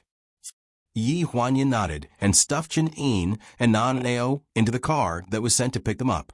Then, she went out alone and headed straight to the address that Gulu gave her. In the morning, she sent Ling Han a WeChat message to ask him when he was going back to Lanjiang. Ling Han replied, "I don't know yet." The signal that Gulu gave her came from the address that the message was sent. Ling Han has been active in this area for the past 2 days. Judging from the time that he replied to your WeChat message in the morning, that should be where he lives. Yi Huanyan stood at the entrance of the alley and looked at the garbage piles on both sides of the alley. She was very suspicious of Gulu's speculation that this was where Ling Han lived. How could anyone live in such a place? Even dogs wouldn't live here. She thought so, but since she was already here, she had to take a look. She walked to the end of the garbage alley. There was a narrow alley that could only fit one person. It was so dark that she couldn't see the end of it. She glanced at the map and confirmed that it was pointing to this place. Then, She carefully walked along the wall. When she walked to the end, her field of vision widened a little. However, it was only slightly better than the narrow alley and garbage alley from before. This place was probably an area in Shanghai that was waiting to be demolished. All the houses looked like they were on the verge of collapse. If there was an earthquake, even if it was a magnitude 2 earthquake, it would probably directly collapse. Even so, there were still many clothes hanging in the 2 rows of residential buildings. It seemed like there were quite a lot of people living here. There was an old man sitting at the door of the house closest to Yi Huanyan. He was picking vegetables. When he saw Yi Huanyan, a woman with an extraordinary appearance, he looked at her in confusion. "Miss, who are you looking for?" Seeing that someone was asking her, Yi Huanyan quickly replied, "Is there a tube-shaped apartment here?" The location that Gulu gave her was a tube-shaped apartment. Other than that tube-shaped apartment, almost all the houses here were signal jammed. The old man looked at Yi Huanyan warily. "Why are you looking for the apartment, young lady?" "I'm looking for someone. There's a hooligan living in the apartment. It's not safe for you to go alone." "Hooligan?" Yi Huanyan frowned. She was getting more and more confused. "Sir, can you tell me more about it?" The old man pointed at the back of the residential building opposite. "It's right behind there. It's an abandoned, tube-shaped apartment. We moved out 10 years ago. That place leaks when it rains, and the circuit isn't working. We're old and can't live there anymore. It's only that guy who dares to live there by himself because he's young, has good legs, and has the guts to live there alone. I don't know what he's doing every day, but it's quite loud in the middle of the night. Also, that guy's character isn't good. What's not good about him? Stealing, of course. That brat is very good at stealing." It was still afternoon. When the cold wind blew through the tube-shaped building, Yi Huanyan still felt a little cold. She couldn't help but shrink her neck and feel her way to the entrance of the tube-shaped building by stepping on the gravel. There was an abandoned switch by the wall. Yi Huanyan felt for it, but she was a little disappointed when she remembered that the old man said that the place had been in disrepair for many years. The circuit was old and couldn't be turned on at all. She didn't have time to retract her finger and press the switch. Unexpectedly, the lights in the corridor lit up. They lit up all the way to the top floor, as if they were illuminating the road to heaven. Yi Huanyan frowned. She hesitated and took 2 steps up the stairs. When she looked up, she saw a figure flash by. Her heart tightened, and she tightened her grip on the handbag in her hand. The 2 doors on the second floor were open. Inside, there was some old furniture. It was full of dust. Yi Huanyan only stood at the door for a few seconds before she continued to walk up. She secretly felt for the stun baton in her handbag. The 3rd floor was no different from the 2nd floor. There was a musty smell.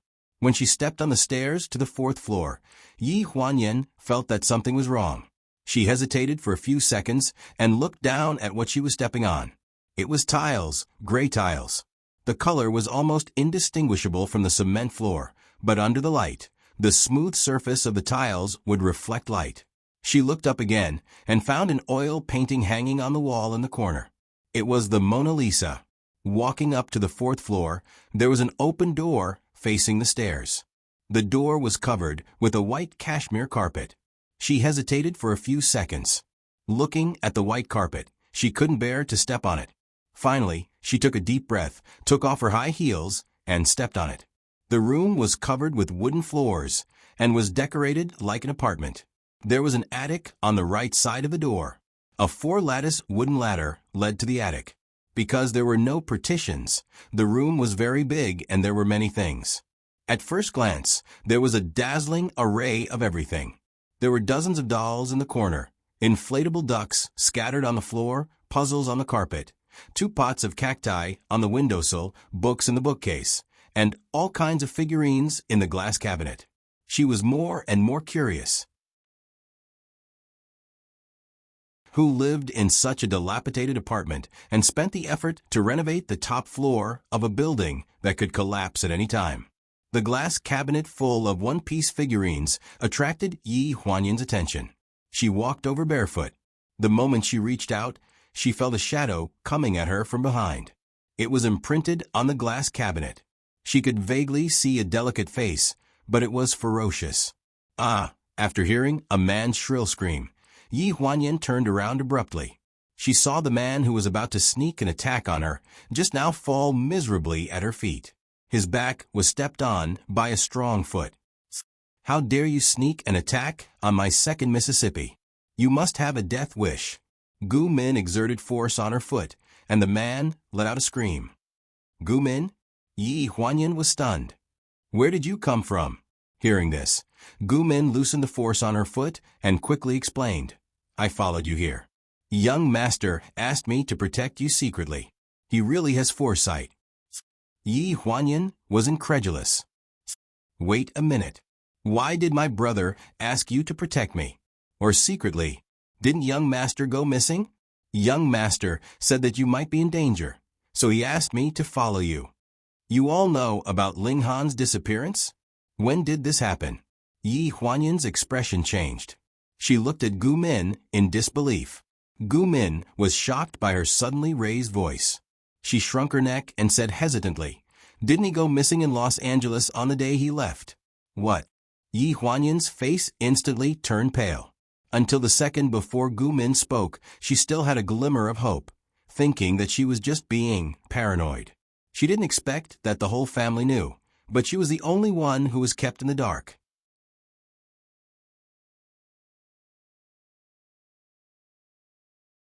Chapter 440. Why did you hide it from me? Yi Huanyan asked with a trembling voice. Gu Min was stunned and at a loss. She quickly retracted her foot and walked toward Yi Huanyan. "Hide it from me? I don't know. Second miss, it was young master who said that he was still investigating and that we shouldn't tell you about young master's disappearance. It's over." Gu Min suddenly realized what she had said and immediately covered her mouth. She had let it slip 3 days ago. Yi Huanyan had just left the Four Seasons villa. Gu Sinian had arranged for Gu Min to follow Yi Huanyan back to China and protect her secretly. Ling Han had disappeared in Los Angeles. Gu Sinian found out that he was supposed to board a flight in Los Angeles, but according to the flight information, he didn't go through security or board the plane. Therefore, he was almost certain that Ling Han was staying in Los Angeles. However, he couldn't tell Yi Huanyan about this in a hurry. With her personality, she would definitely find a way to turn Los Angeles upside down. This matter wasn't that simple.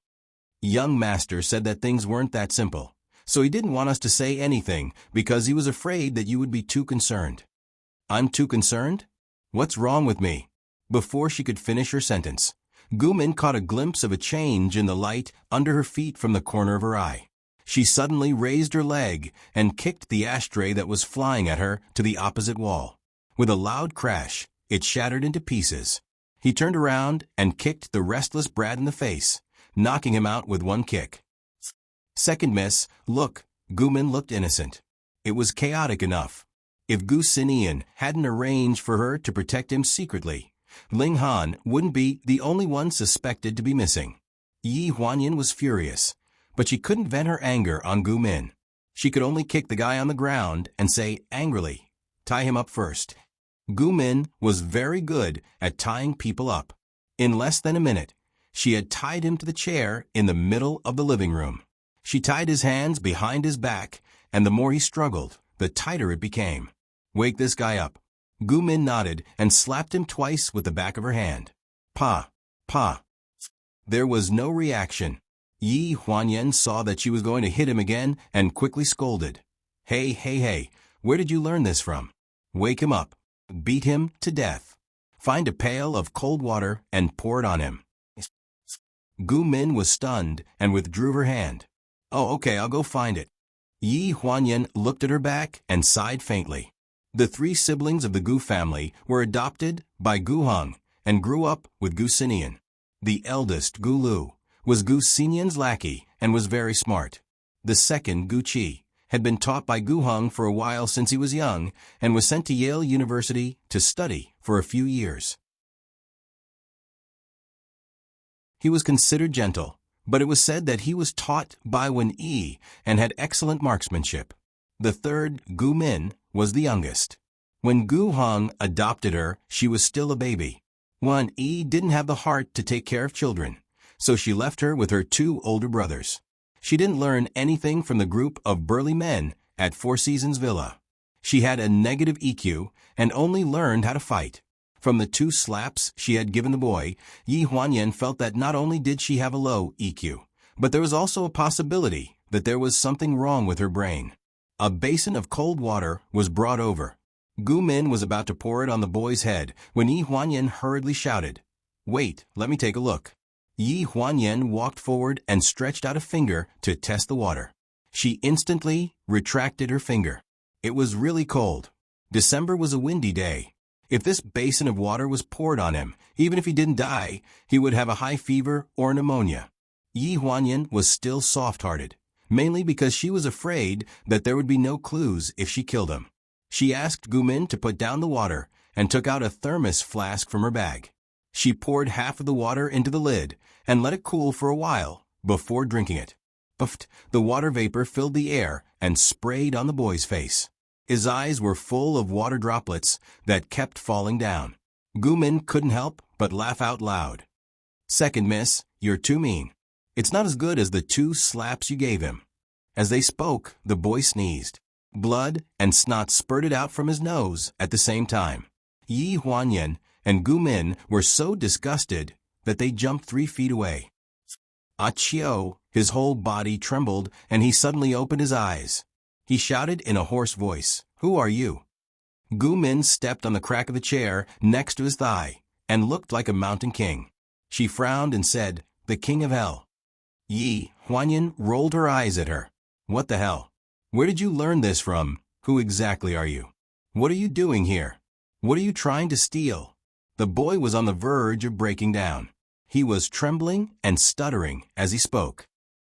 "Who the hell wants to steal from you? Are you asking for a beating? Our second miss is so poor that she would steal from you. That's enough." Yi Huanyan interrupted Gu Min's nonsense and glared at the boy. "Tell me, where did you get this phone from? Who did you steal it from? Who stole it?" The boy's face suddenly turned red. "Don't slander me." Seeing that he refused to admit anything, Yi Huanyan knew that this interrogation was going to be difficult. She glanced at Gu Min. "Go and search for anything else. I'll do the questioning here." Gu Min was a little hesitant. "It's not safe, right? Is the rope and buckle you use to tie him up strong enough?" "It has to be strong enough. I always carry it with me. It's a pig slaughtering buckle. Even a pig can't break free with his small body. If he can break free, he'll have to chop himself up. That's enough. Stop bragging. Go and do what you need to do." Gu Min shrunk her neck and obediently turned around to look for something. Yi Huanyan observed the boy's expression. After Gu Min opened the cabinet, he suddenly became irritable. He struggled madly and growled, "Hey, don't look around. That's a figurine I collected. It's a limited edition. It's a global release. Hey, you." Yi Huanyan didn't even turn her head and asked, "Is that yours? Did you steal it? Who stole it? Then, you didn't steal my husband's phone? What phone?" He was still stubborn. Yi Huanyan dialed a number in front of him. Within a few seconds, the phone rang from his pocket. "How is it? What else do you have to say?" The boy's face stiffened and he stammered, "I didn't steal it. You didn't steal it. Did a pie fall from the sky onto your head?" Gu Min looked back and interrupted as she rummaged through the items. The boy saw that she had turned his cabinet into a mess and hurriedly shouted, "Don't touch them. If you want to take something else. Put them down." Yi Huanyan looked back and saw that Gu Min was weighing a black deacon figurine in her hand. Sebastian was dressed in black and was very realistic. He was about 30 centimeters tall. "Gu Min, give me the thing in your hand." "It's quite heavy. It's solid." Gu Min weighed Sebastian in her hand. The boy's eyes almost popped out and he even forgot to scream. "Tell me, what's your name? What do you do? Where did you get the phone?" Yi Huanyan asked directly. "Why should I tell you?" "Because if you don't tell me, your Sebastian will fall to the ground. My sister's hand is not very steady."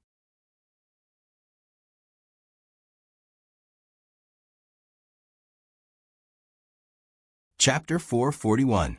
Gu Min played along and spun the huge Sebastian in her hand. She threw the thing that weighed about 30 to 40 kilograms on her left and right hands like a juggler. The young man's eyes widened, and his heart almost jumped to his throat. "Don't, I'll tell you." Yi Huanyan snapped her fingers, and Gu Min grabbed Sebastian's head and swung her other arm. "Phew, I almost dropped it. It's really heavy." The young man was scared out of his wits. "Put him down first." Gu Min put him down until he saw Gu Min put the thing on the ground. The young man let out a long sigh of relief. He looked up at Yi Huanyan and said reluctantly, "My name is Xiaobo, a network hacker. I picked up this phone in the garbage alley 2 days ago." "Picked it up?" Yi Huanyan frowned and stared at him. "You'd better tell me the truth." "I really did pick it up." He blushed.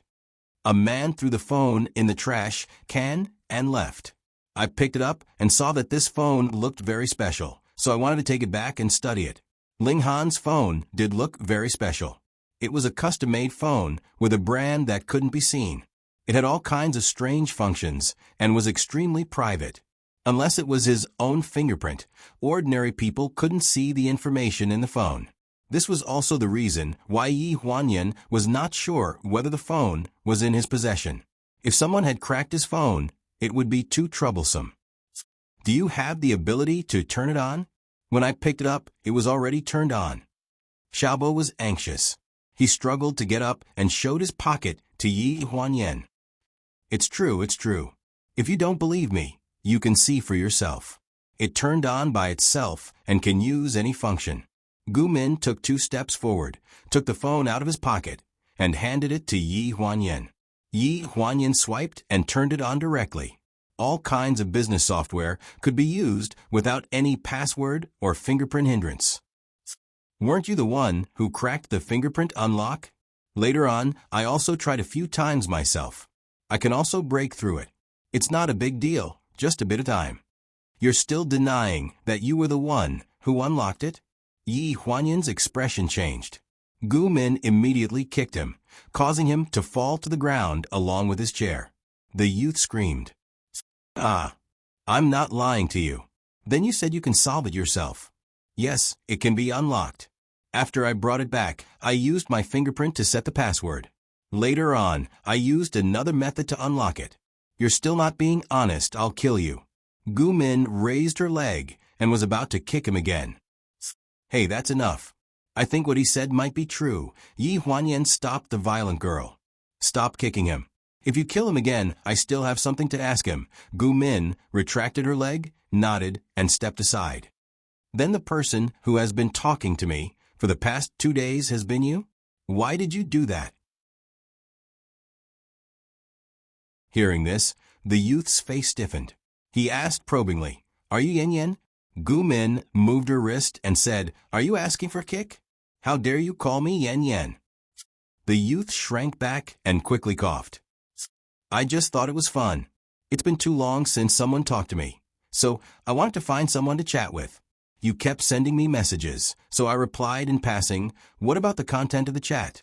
One had to know that the content of the chat was all over the past 2 days, including company secrets and the matter at Four Seasons Villa. Although his attitude was cold, he did not make a single mistake. I found it from the chat records and the phone memos." The youth's face was ashen. He had completely given up resisting. Yi Huanyan squatted down and stared at him carefully. She said in a low voice, "I'm asking you, what does that man look like?" "The one who threw the phone."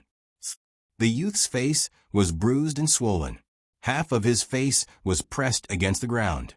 When he spoke, he spat out a mouthful of blood. Hearing this, he cried, "How do I describe him? I just saw that he was wearing a black shirt.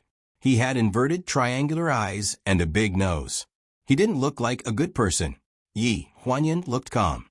From the corner of her eye, she glanced at the workbench not far away. There was a self-portrait of Van Gogh on it. It was a semi-finished copy, but the drawing was somewhat interesting. "If you can't describe it, then draw it?" After saying this, Yi Huanyan stood up and looked at Gu Min. She ordered, "Untie him." Gu Min raised her eyebrows. She was not afraid that he would run away. She squatted down and untied him. She waved her fist at him. You better behave yourself. My second miss has a good temper, but I don't. The youth shook his head like a rattledrum. I'll draw. In front of the drawing board, the youth held a pen. Cold sweat trickled down the corner of his forehead. He looked back carefully. Then I'll have to draw for a long time. Why don't you leave first? You can come back after I'm done. Are you going to draw or not? If you don't, you'll get beaten up. Yi Huanyan saw that his hand was trembling slightly as he held the charcoal. She hesitated for a moment. Are you nervous? The youth nodded hurriedly. I can't draw with someone watching me. He was probably scared of Gumin. Yi Huanyan frowned. She looked around and asked casually, Do you have anywhere else to live besides here? The youth hesitated for a few seconds before replying in a low voice, No. What about your parents? Gumin interrupted and asked. They passed away in a car accident when I was 12. Yi Huanyan's frown deepened. She wanted to interrupt Gumin, but it was too late. Then you're better than me. I've never seen my parents.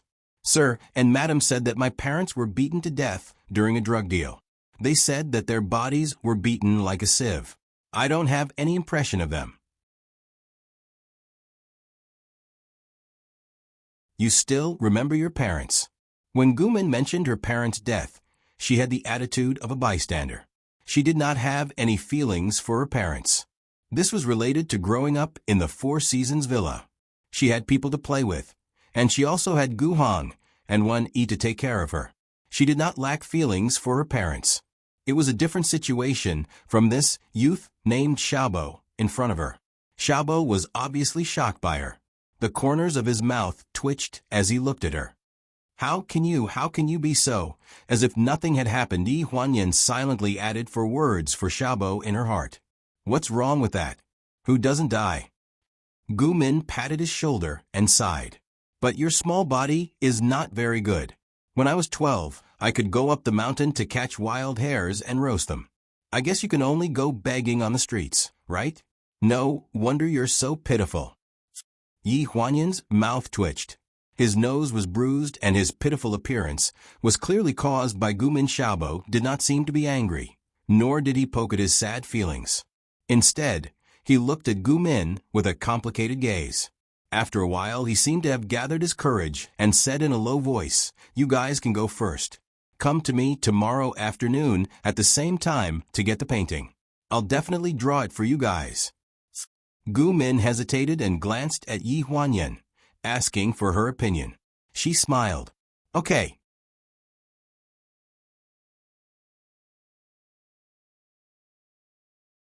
Chapter 442.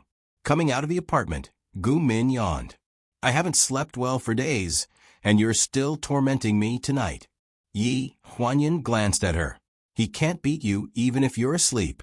Besides, you're the one who wants to stay. What if he runs away? I want to take him with me. This guy is definitely up to something. What bullsh** T is he saying about not being able to draw or remember when we're in another place?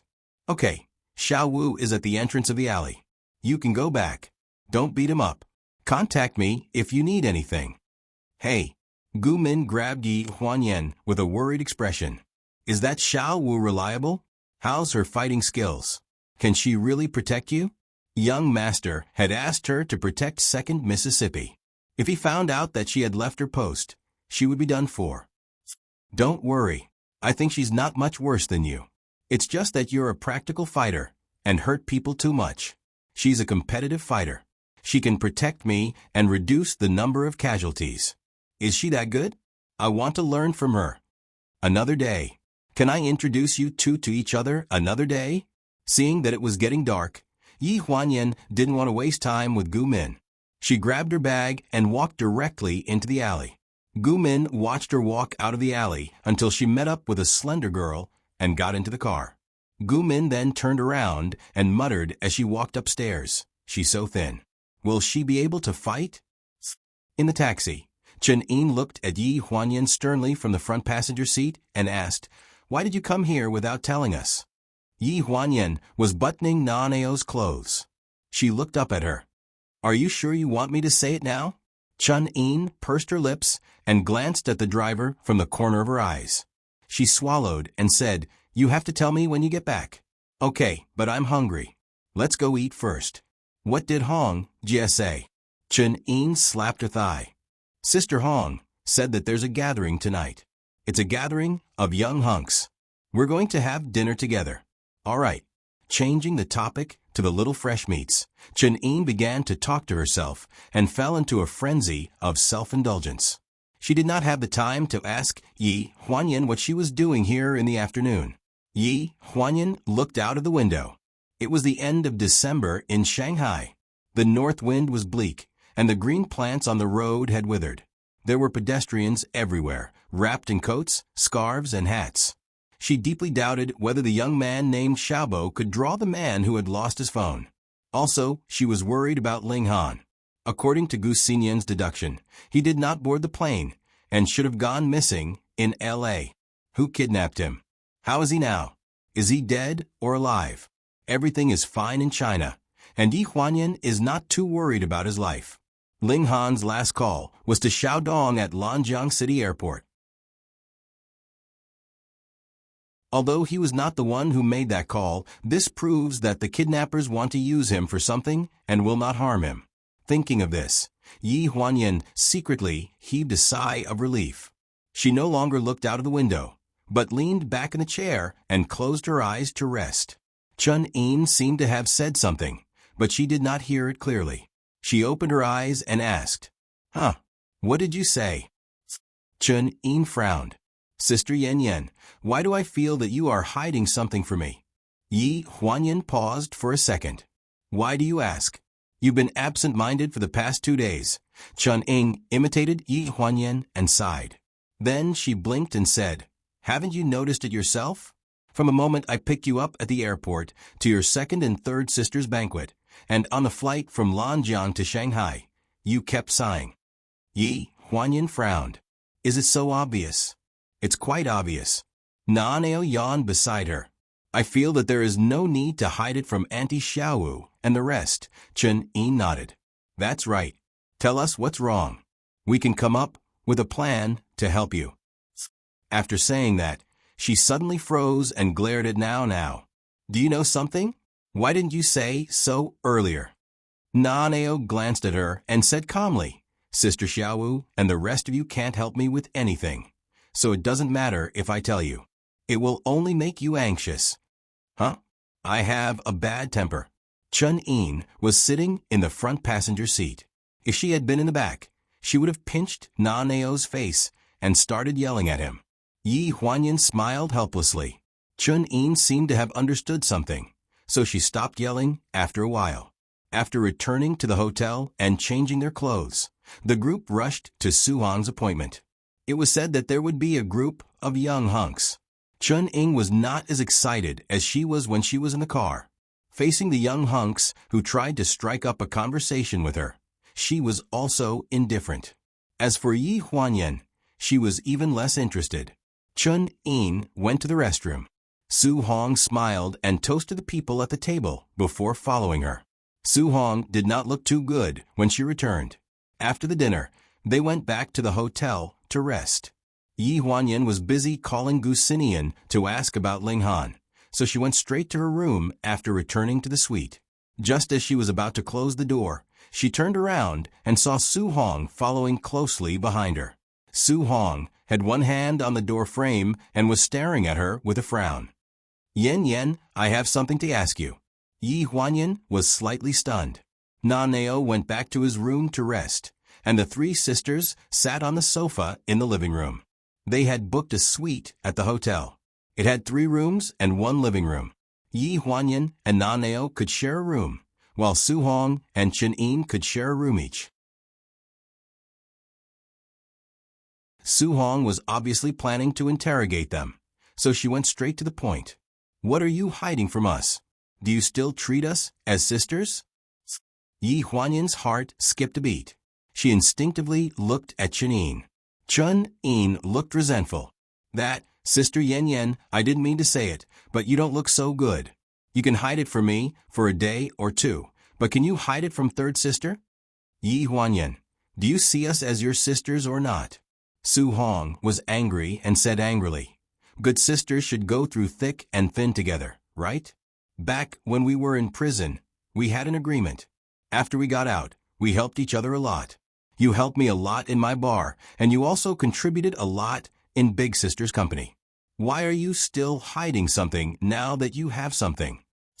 Yi Huanyan was embarrassed by her continuous rebuke. She held her hands and said hesitantly, "It's mainly because no one can help me with this. It's quite complicated. I don't even know what to do." Hearing this, Su Hong rolled up her sleeves and slammed the table. "Your third sister is no longer the same as before. How big of a problem can there be? Tell me. I'll help you even if I have to stake everything I have." Yi Huanyan looked embarrassed. "This has nothing to do with your wealth. Su Hong's entire wealth was not worth the renovation of the Four Seasons Villa's pier. Tell me, how will I know if you don't tell me?" Yi Huanyan sighed helplessly. "Ling Han is missing. He might have been kidnapped, but I don't know where he is right now.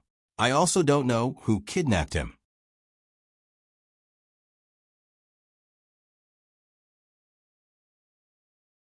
Chapter 443. Kidnap? Su Hong and Chun Yin had the same reaction. They were both in disbelief. Yi Huanyan took a deep breath and slowly said, "I'm not sure, but he's been missing for now." Su Hong awkwardly twisted her neck as if trying to think of an idea. I think. How about I help you put up a missing person notice at the newspaper?" Yi Huanyan forced a smile. "No need. We can't alert the enemy now. They want us to maintain the status quo, so I think it's best not to act rashly." Right. We can't act rashly. What if they kill the hostage in a moment of desperation?" Chun Yin chimed in. To be honest, the two of them were indeed powerless when it came to Yi Huanyan's problem. So, Yi Huanyan glanced at them. "Don't worry about me. Just do what you need to do. Pretend I didn't say anything. I'll think of a way to solve this problem. Don't. Tell us what we can do, even if it's just running errands. I already know about this, so how can I pretend I don't know?" Su Hong was anxious. Yi Huanyan didn't know whether to laugh or cry. "Third sister, you're making things difficult for me." She even forced others to find something for her to do. "Seriously, me too. Chuning was just a lackey." She kept chiming in and agreeing with her. Yi Huanyan was helpless. After pondering for a long time at the door, she really did come up with a solution. The next day, Su Hong went to pick up Gu Min in Yi Huanyan's apartment and picked up the painting while she was at it. Meanwhile, Chen Yin took Naneo and followed Yi Huanyan to the suburbs of Shanghai to look for Chiao Mu. Yi Huanyan was holding the history of the Pleasure Group, as well as the records that Chiao Mu made when she was still at Pleasure 6 years ago. These records were clearly incomplete in the end, so she still had some questions to ask him. Ever since Remaining Life wrapped up filming, Sheng Enren announced his retirement from the film industry and moved out of Lanjiang City with Chiao Mu. They found a house on the outskirts of Shanghai and lived in seclusion. Of course, he did not tell Yi Huanyan the address, but it was not difficult for her to find this place. Chun Yin held Naneo's hand and skipped behind them. The scenery in the suburbs of Shanghai was quite good. There were mountains and rivers. When Yi Huanyan found the place where Chiao Mu and Sheng Anren lived, it was already noon. Waves of smoke and the aroma of food drifted out from a 2-story villa near the lake. Sheng Anren sat on a chair at the door with a dog in his arms and basked in the sun. He wore a pair of sunglasses and held a sun umbrella over his head. He looked comfortable. A deep voice came from the room. "Anren, it's time for lunch." Coming, Sheng Anren put down the dog and saw Yi Huanyan and Chen Yin as soon as she stood up, as well as Naneo, whom she had seen many times. "You, why are you here?" Sheng Anren took off her sunglasses and looked at Yi Huanyan and company in surprise. Naneo made a face at Sheng Anren. "We came to find Uncle Chiao Mu for something." "Bad, Auntie. Are you going to stop us?" Yi Huanyan quickly glared at Naneo. Don't be rude, Naaneo. Naaneo stuck out his tongue. Shung Anren did not seem to mind and even smiled. Rare guest. My place has always been deserted. Other than the people I see in the city every week when I go out to buy things, I basically don't interact with anyone all year round. Come in and sit. Shung Enren, who was married, put away his fierce aura, and his dressing style was more and more inclined to a comfortable rural style. The color was light, and it was all cotton and linen. Old Chow, add 2 more dishes. We have guests. Shung Anren shouted in the direction of the kitchen as soon as she entered the room. Chiao Mu stuck her head out in confusion and also showed the same surprised expression when she saw Yi Huanyan. Chunning was the most impolite person. She directly complained that she was hungry as soon as she entered the room. She pulled now to the table and started sweeping away the leftover clouds in one breath. When Chiao Mu finally brought the final batch of sweet and sour pork ribs to the table, she was already rubbing her belly and lamenting repeatedly, I can't eat anymore. I can't eat anymore. Why didn't you say you were going to make pork ribs earlier? I ate less of that steamed pork powder just now. Yi Huanyan rolled her eyes at her. Even food can't seal your mouth. Go play on the side. She came to find Chiao Mu for business. Just as Chiao Mu sat down, Shung Anren put down her chopsticks and said with a faint smile, You guys chat first. I'll go brew a pot of tea for you guys. It's fine, just sit down. You can also listen to what I want to ask. Yi Huanyan thought she wanted to avoid arousing suspicion. I know, but I don't have any interest in those things right now, so you guys chat. If there's anything I can help with, just tell me.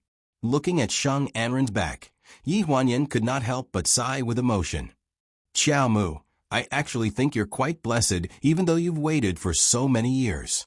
Yes, I'm very satisfied. Chiao Mu smiled. That's right, you came all the way here for something important, right? Hearing this, Yi Huanyan withdrew the smile on her face, and her expression dimmed. She briefly explained the pleasure group's current problems and Ling Han's disappearance. Chiao Mu frowned. Director Ling went missing? What happened? It's a long story.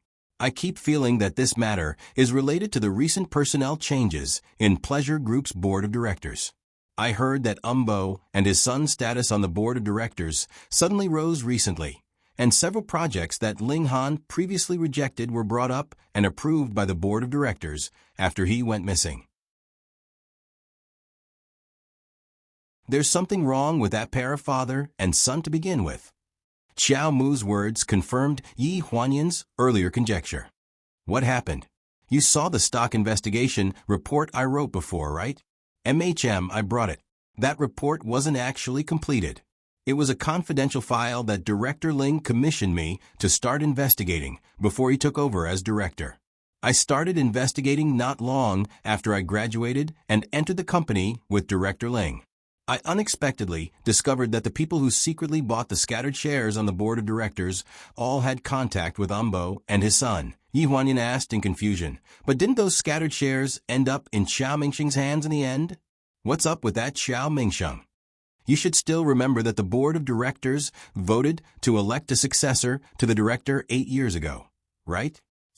Chiao Mu reminded. At that time, Xiao Mingsheng was still on the board of directors.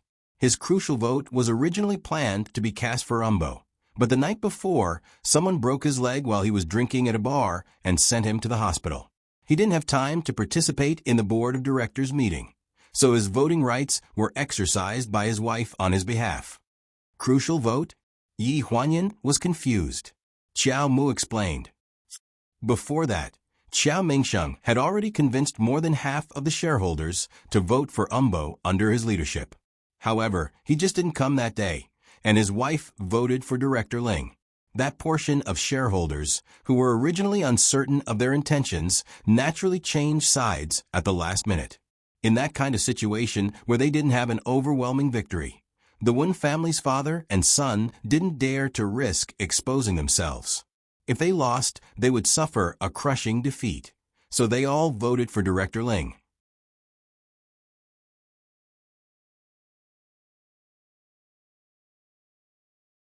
Chapter 444.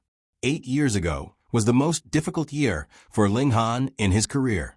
Just hearing Qiao Mu describe the risks involved in that board meeting once made him feel a lingering fear.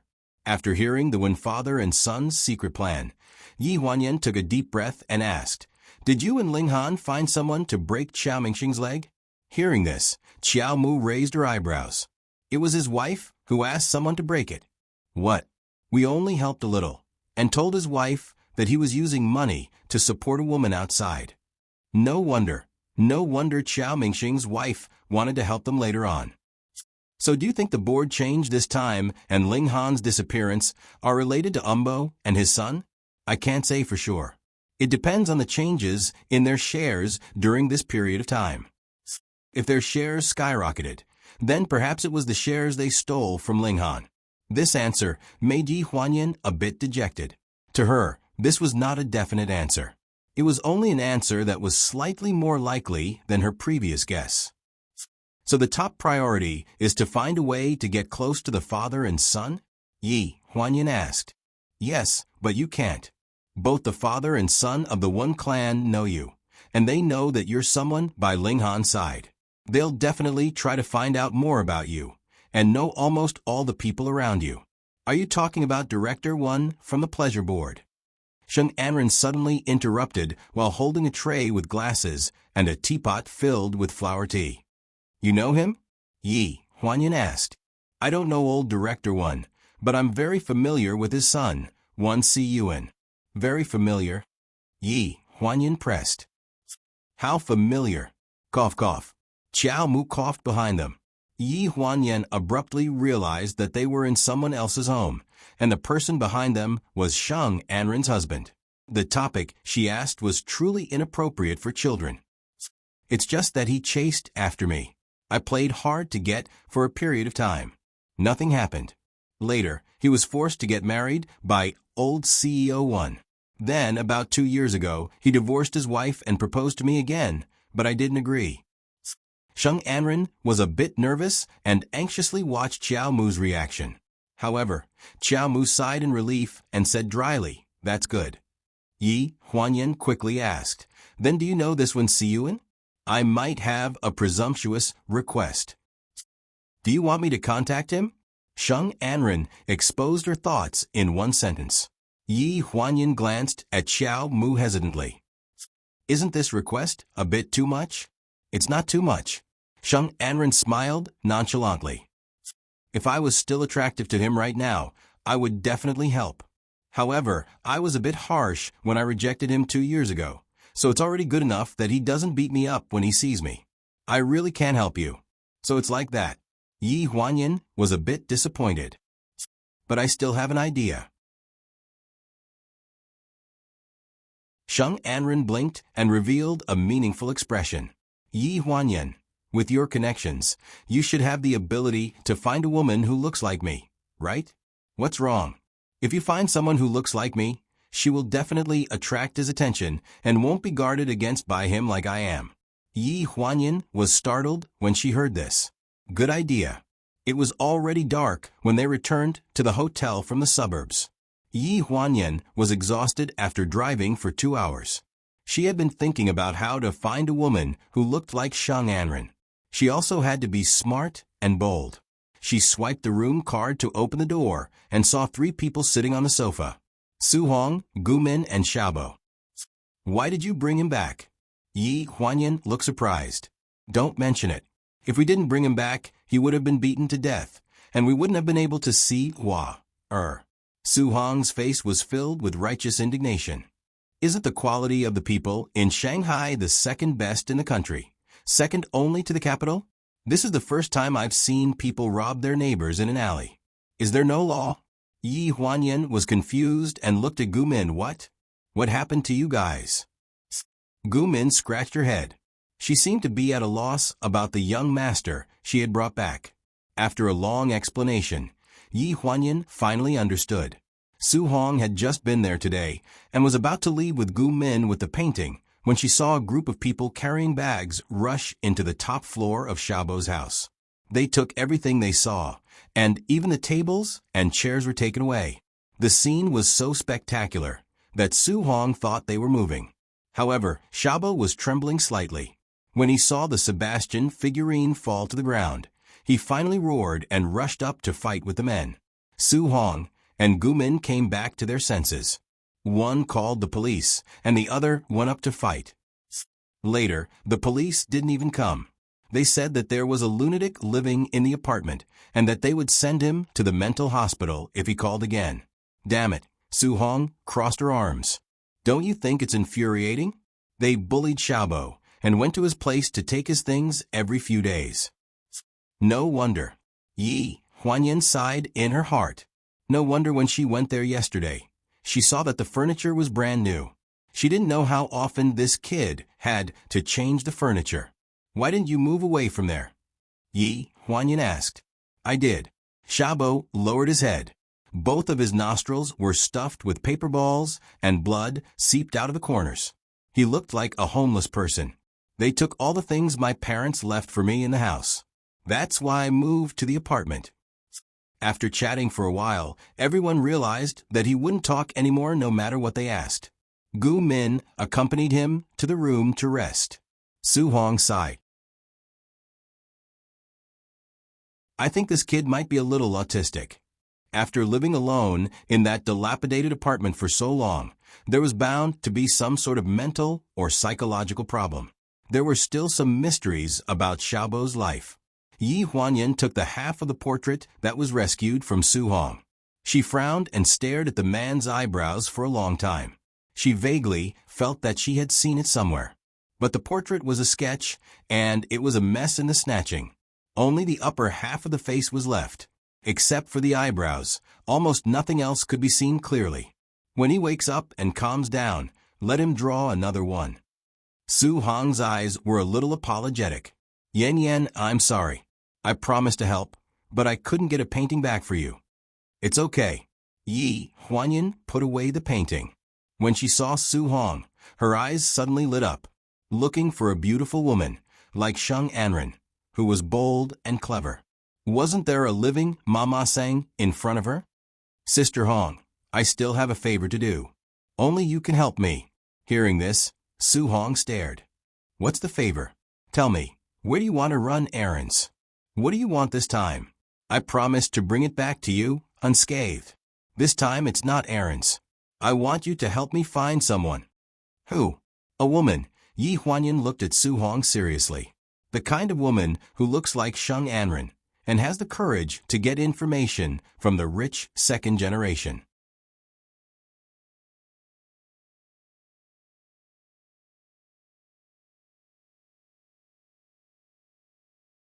Chapter 445. Before Su Hong went to prison, she was one of the best prostitutes in the underground sex trade in Lanjiang City.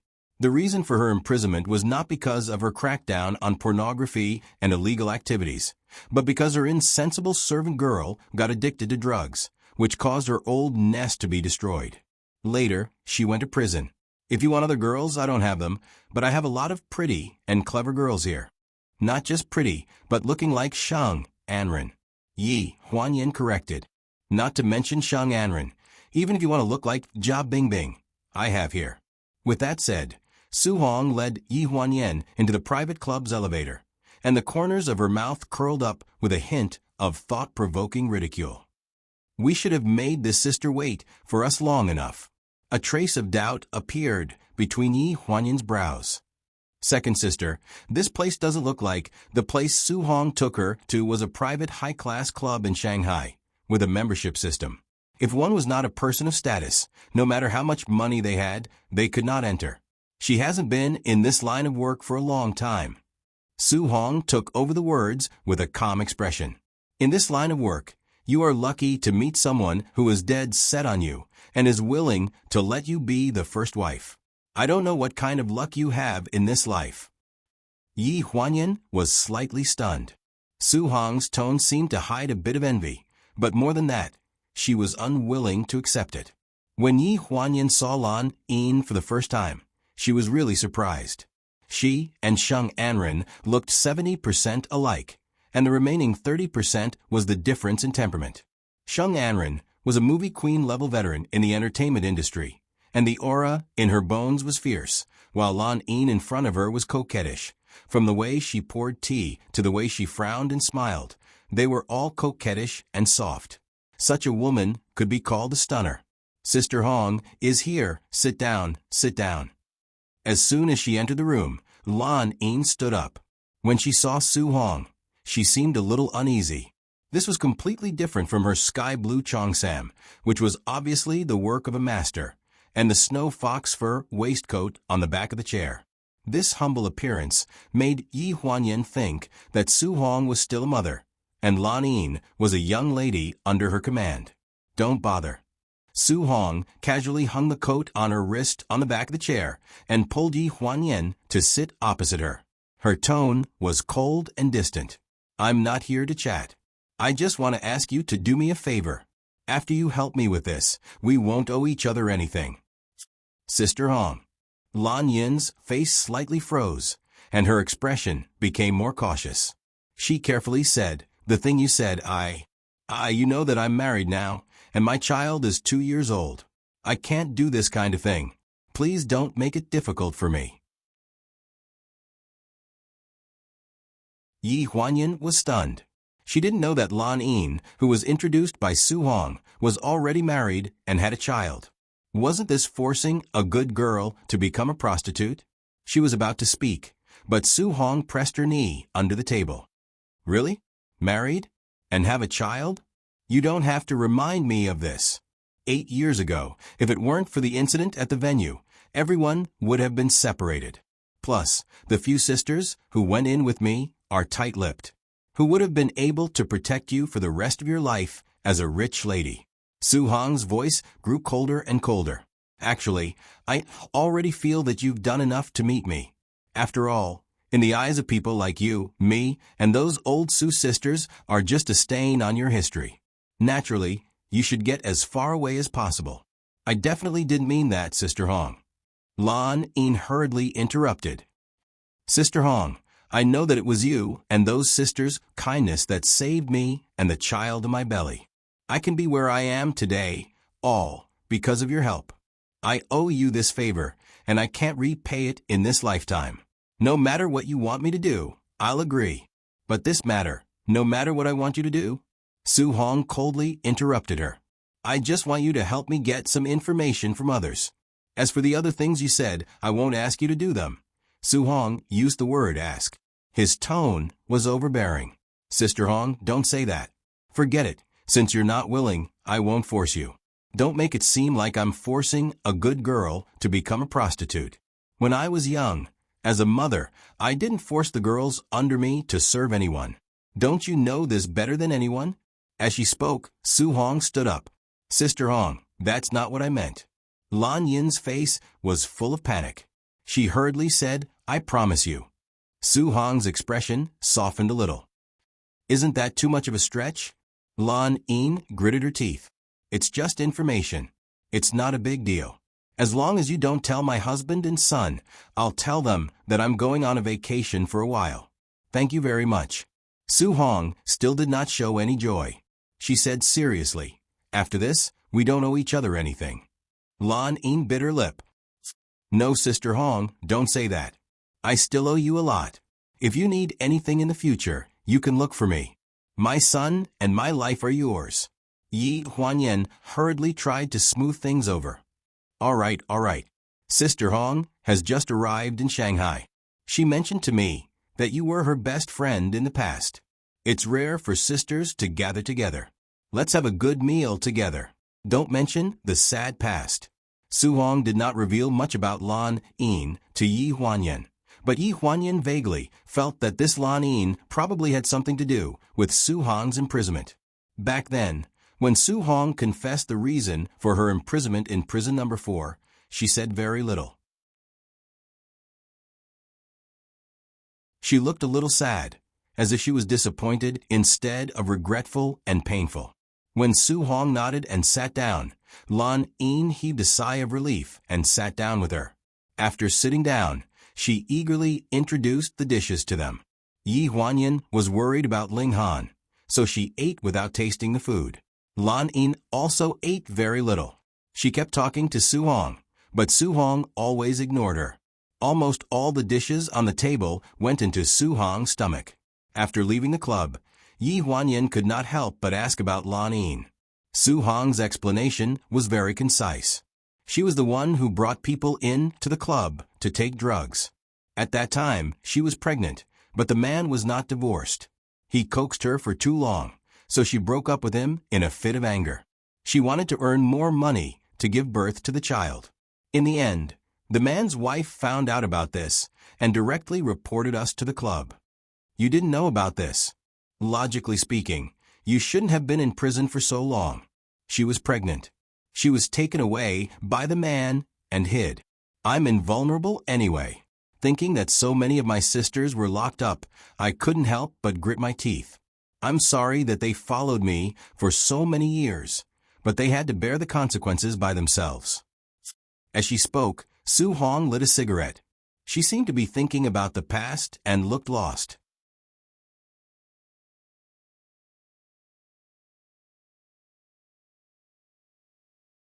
Chapter 446. There were too many things that needed to be thoroughly investigated. Yi Huanyan couldn't leave the country, so the matter of going to the Tahiti resort to look for Wen Siyuan was taken over by Su Hong. She was prepared to take Lan Yin straight to Tahiti. Yi Huanyan was worried that the two women wouldn't be safe there, so she asked Chen Yin to go with them. Chen Yin was very close to Lan Yin, probably because they had the same name. She kept saying that they might have been sisters in their previous lives. When they arrived at the airport, Su Hong, Chen Yin, and Lan Yin went straight to Tahiti. Yi Huanyan, Gu Min, and Na Neo were waiting at the airport to return to Lanjiang. Are you sure he wants to go with us? In the airport lobby, Yi Huanyan looked back at the young man who had been standing beside Gu Min without saying a word. Gu Min scratched her head, her slender fingers sticking into her long hair. I think so. The portrait hasn't been drawn yet. Don't we have to bring him along? The question is, does he want to go? The young man, who had been silent and didn't respond, suddenly nodded. Yi Huanyan's eyes froze, and her gaze deepened. The question is, does he have an ID card? As soon as she finished speaking, the young man reached out with a white ID in his palm. Yi Huanyan didn't reach out to take it. She hugged her arm and suddenly asked in a cold voice, Song Xiaobo, right? Let me ask you, do you really have autism? The young man's expression froze, and he shrank behind Gu Min. Gu Min coughed and stood in front of him. Second miss, don't scare him. We just drew half of his face yesterday. If you scare him again, he won't be able to draw anything. Wouldn't it be a waste of time? That's right, that's right. Mommy, let Brother Xiaobo come with us. Ever since Naneo met Song Xiaobo, he had completely betrayed him. He followed behind him every day and wanted to learn from him in hacking. The night before, the two of them directly hacked the hotel's security system, and the entire hotel entered a state of alert. When they left today, the entire building's security looked listless. Yi Huanyan didn't really intend to make things difficult for Song Xiaobo. She just felt that this kid was hiding something. She looked meaningfully at Gu Min and said lightly, Send your brother the ID card. Tell him to buy a plane ticket for Song Xiaobo in 5 minutes. Oh, okay. Gu Min still looked confused. She did whatever she was told to do. She took the ID card from Song Xiaobo, then lowered her head and hurriedly sent a text message to Gu Qi when she took the ID card from Song Xiaobo. Yi Huanyan noticed that Song Xiaobo's dull and pale face had a hint of red. Was that the reason? Yi Huanyan's eyes showed a hint of a smile, and her original worry lessened a lot. If that was the reason, then there was nothing to worry about. Second miss, my brother said that the plane tickets have been booked. Gu Min raised her head and looked at Yi Huanyan seriously. Let's go and check in. Four Seasons Villa. Gu Heng sat on the sofa in the living room and drank tea. Yi had just thrown a tantrum, and now she had gone to the shooting range to vent her anger. In the end, it was because of Yi Huanyan and Ling Han. Dad, Yan Yan already knows about Ling Han's disappearance. We can't hide it from her. Gu Heng sighed. That girl still doesn't know what she's going to do. Gu Min is following him. Gu Sinian sat opposite Gu Hong and put down his teacup. She said that she cut in from inside the pleasure group and is investigating two directors who don't get along with Ling Han. The directors of the pleasure group. Gu Min shook her head. They don't have the ability to reach into Los Angeles. Gu Sinian's expression was indifferent. Let her investigate if she wants to. Perhaps it has something to do with this matter. There's still no news from Los Angeles. The people investigating in secret have already turned the underground place upside down in the past 2 days, but they haven't found any clues. Really? Gu Hong frowned. But don't worry. Since the other party spent so much effort to hide Ling Han, I'm afraid there's a plan behind it. He's not in great danger now. Gu Sinian touched his chin thoughtfully. I'll go to Los Angeles tomorrow. Maybe there'll be some clues at the pier. Okay. Coming out of the East Court, Gu Sinian was a little absent-minded. According to the manpower and material resources of the Gu family in Los Angeles, they had been investigating for nearly a week. There should be some clues. If they couldn't find anything, then there was only one possibility. Ling Han didn't go missing in Los Angeles at all. Thinking of this, he suddenly connected something in his mind. He took out his phone and made a call. Dana, half a month ago, you told me about the abandoned fishing boat stranded on the beach at the West Gate. How did you deal with it? The West Gate of the Four Seasons Villa was a vast beach. It had been developed and was very muddy. It wasn't suitable for sightseeing, so there was no pier at the West Gate. Only the West Gate's gatekeeper, Dana, was arranged to check the security of the beach regularly. Just half a month ago, a medium-sized fishing boat ran aground on Westgate Beach. It was dark and windy. Gu Sinian turned on his portable flashlight and walked along the path to the West Gate. Dana said that the fishing boat suddenly disappeared a week ago. The day it disappeared was the day Ling Han left the Four Seasons Villa. The West Gate was the most desolate location in the entire Four Seasons Villa. Dana was a native of the island, and she was even older than Gu Hong. She had a head of silver hair, and she was trembling as she walked. Gu Lu had tried to persuade her several times to move into the villa, but she was unwilling. In Gu Lu's words, Dana was an old lady with a strange temper. After Gu Hong bought the Four Seasons Villa, the people who originally lived on the island basically worked in the Four Seasons Villa, helping to watch the door. Their lives were the same as before. When he arrived at the West Gate's small wooden house, Gu Sinian originally planned to knock on the door, but after hesitating for a while, he decided not to disturb the old lady's rest. He walked along the beach with his flashlight. After walking along the beach for a while, the flashlight shone on a bush. Someone had stepped on it, and there was almost a path. Gu Sinian frowned. Judging from a slope, Dana wouldn't come here when she was patrolling. What were the footprints here? He climbed up the hill and shone the flashlight along the footprints. He vaguely saw that under the bush, there was an iron door that led to the underground. Gu Sinian looked around. After confirming that there was no one on the beach, he raised his hand and pushed the door. With a creak, the rust fell to the ground. A door was half opened. An ray of light shone through. He frowned, touched his waist, and felt the pistol that he always carried. The Four Seasons Villa was where he grew up, and he had never heard of such a place. There was actually someone here? A faint light came from the depths of the passage. It was a long corridor that seemed to have no end. The sound of water dripping could be heard, as if it was just behind the wall.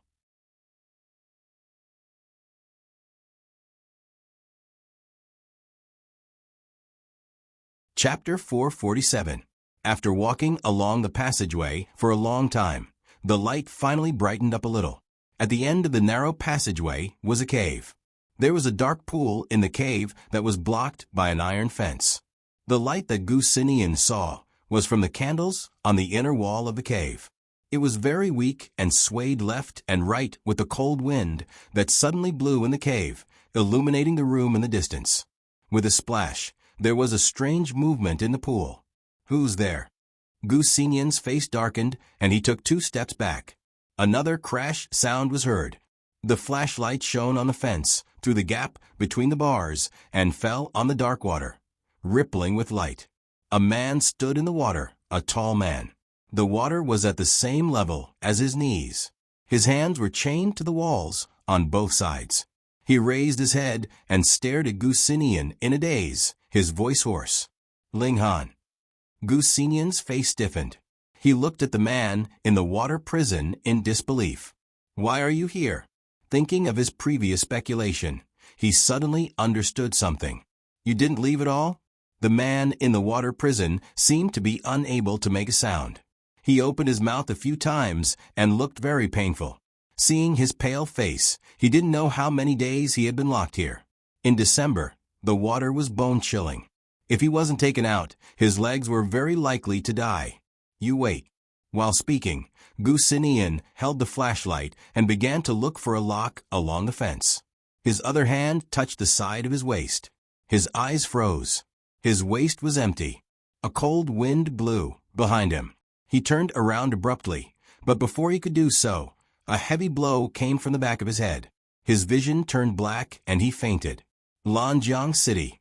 Haiyan Media's penthouse apartment. When Yi Huanyan led Song Xiaobo through the door, she deliberately looked at him twice. She found that when he entered the room, there was no change in his expression. He was still following behind Gu Min, seemingly a little shy.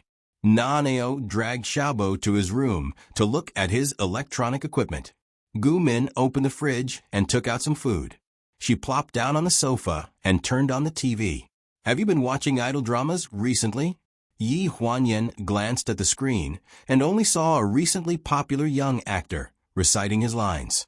His voice was as stiff as a recorder. Sister Xiao, you said that sometimes when you're too nervous, you just look at these things and don't need to use your brain. Yi Huanyan raised her eyebrows and didn't comment. She carried 2 glasses of milk and walked towards Nanao's room. Drinking milk again? Nanao sighed when he saw the milk. You can only grow taller by drinking milk. The earlier you finish it, the earlier you can brush your teeth and sleep. Yi Huanyan patted Nanao's head and handed the milk in her other hand to Xiaobo. Xiaobo didn't say anything. He took the milk and drank it like drinking wine. I'm not going to sleep. It's still early. I want to talk to Brother Xiaobo. We'll talk when you wake up tomorrow. Yi Huanyan directly interrupted Nanao. And I have something to talk to your brother, Xiaobo. It was about the portrait. Nanao drank the milk and went out to call Gu Min to take him to the bathroom to take a shower. Only Yi Huanyan and Song Xiaobo were left in the children's room, staring at each other. Gu Min isn't here. You don't have to pretend anymore. Tell me, why are you following us? There's no purpose. His voice was very calm. When he spoke, he stuck out his tongue and licked the milk foam at the corner of his mouth like a child. What about the portrait? You really can't draw it, or are you just stalling for time? I can't draw it. Hearing this, Yi Huanyan didn't get angry. She glanced at him. If you still can't draw it tomorrow morning, I'll ask someone to send you to a private studio until you draw it.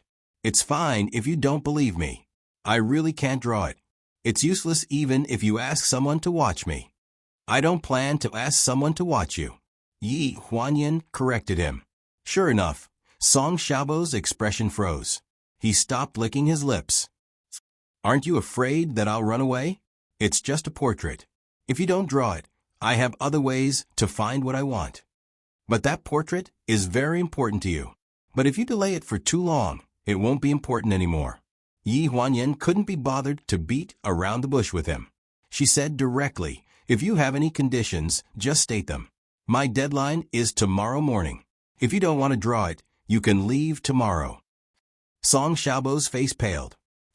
You can really agree to my conditions? Say it. I want to marry Min Min. Yi Huanyan felt a lump of blood in her throat. She couldn't spit it out or swallow it down. She knew that this rascal had bad intentions towards Gu Min, but she didn't expect that he would dare to say this after only knowing her for 2 days.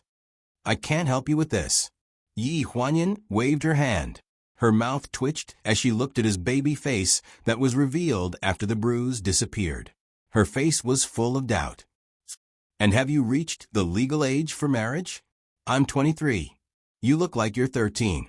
You said that I can state my conditions. But Min Min is free. Even if I'm her mother, I can't make decisions about her marriage.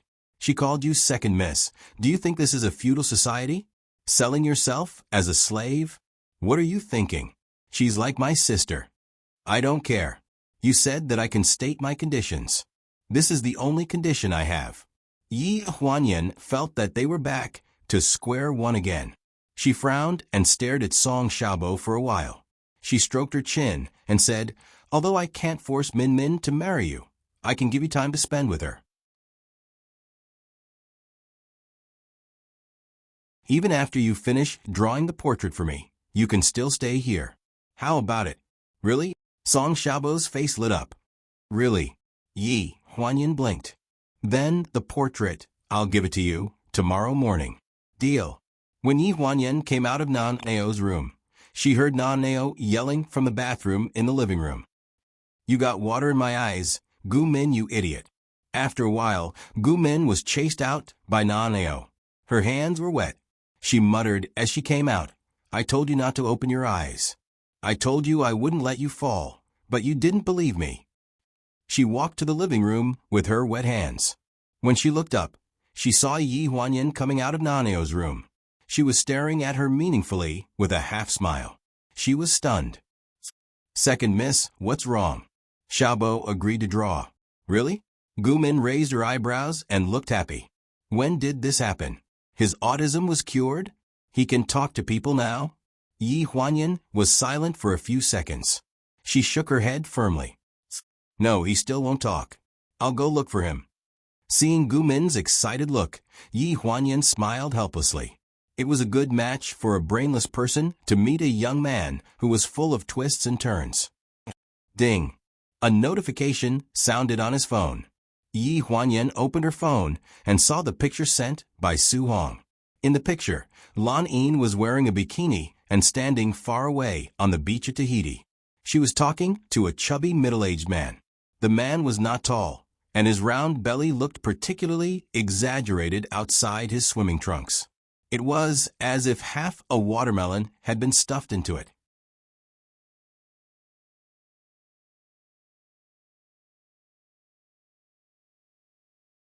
Chapter 448. We've just entered the enemy's camp. If nothing goes wrong, we'll win tonight. Su Hong's message was as mysterious as an underground gang. Yi Huanyan couldn't help but smile. She typed a line of words on the keyboard. Then I'll wait for your triumphant return. Okay. Gu Sinian was awakened by a bone-piercing chill from his leg. When he opened his eyes, his calf was almost numb. A sharp pain came from his wrist.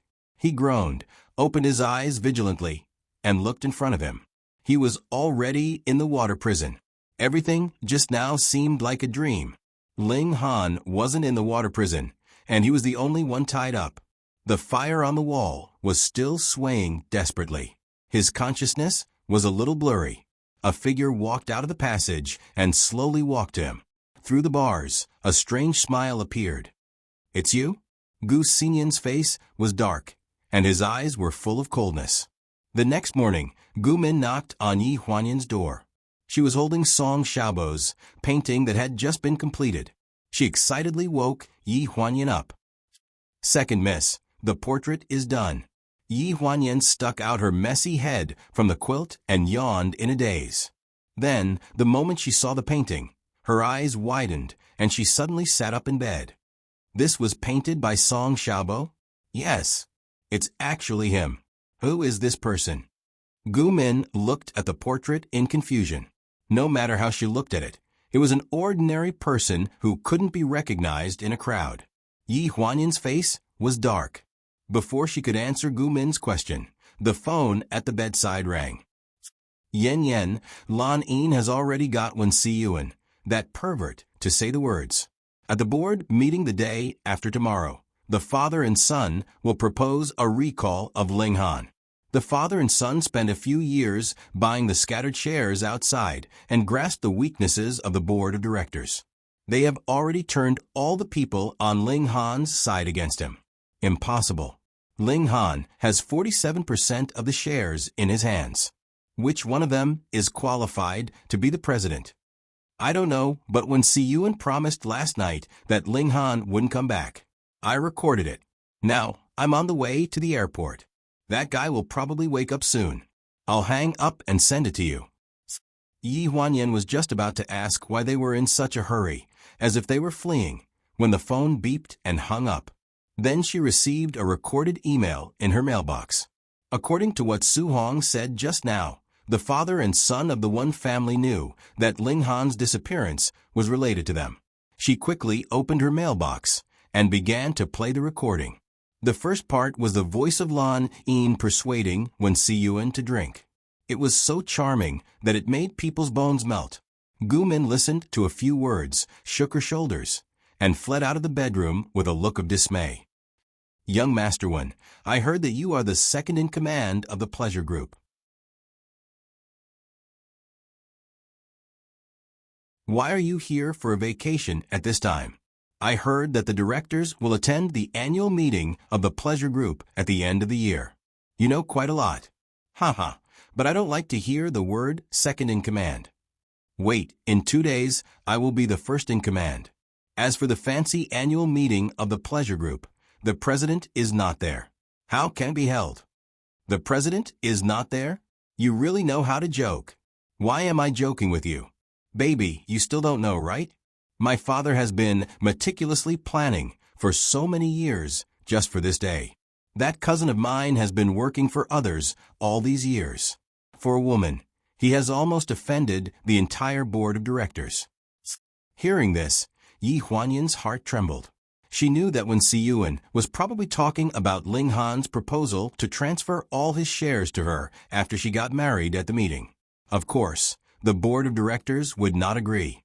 Ling Han's large shares meant the dictatorship of the entire pleasure group. How could they be relieved to hand it over to a strange woman? It doesn't matter, it doesn't matter. I have endured humiliation for so many years just for this day. Darling, come back to China with me in 2 days. At that time, I will directly register with you and let you be Mrs. Wan. What do you think? Oh, you are so annoying. Don't touch me. Most of the content of the recording was the two of them flirting with each other, interspersed with Lan Yin's subtle inquiry. She asked all the questions following Wen Si-Yuen's words. It could be heard that Wen Si-Yuen did not have any doubts. When the recording was about to end, there was a sudden change. A man's scream overflowed from the recording. Hearing this, Yi Huanyan froze and was so scared that she almost dropped her mobile phone. Sister Hong, you? Lan Yin's voice was very surprised. Okay, let's go. Su Hong's voice ended the recording, and the whole recording ended. Yi Huanyan hurriedly sent a voice message to Chinyin. What's the matter? What happened over there? Why is there a scream in the recording? After a while, Chinyin's reply came. You can't believe it even if I tell you. Sister Hong directly took the vase and opened a scoop for the fat man. Oh my God, you didn't see it. I can't compare with her speed. We have passed the security check. If there is no accident, we can go back tonight. She even made a move? What's going on? Yi Huanyan was a little worried. Isn't it because that damn fatty was too aggressive with Lan Yin? I thought Hong Jie was calm enough and was waiting for her to give me orders. I didn't expect that she would take the vase and go up by herself. She didn't even need me. What about Wen Si-Yuen?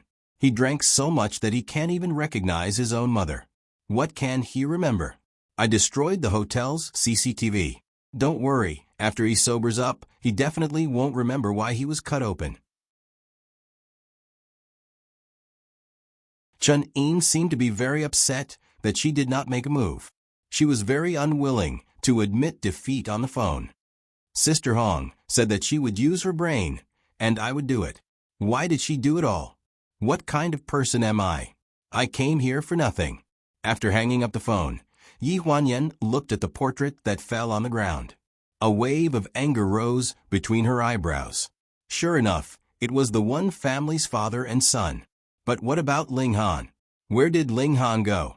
Wen Si-Yuen could not get any more information from Wen Si-Yuen, and Umbo was a sly fox. She could only start from this portrait.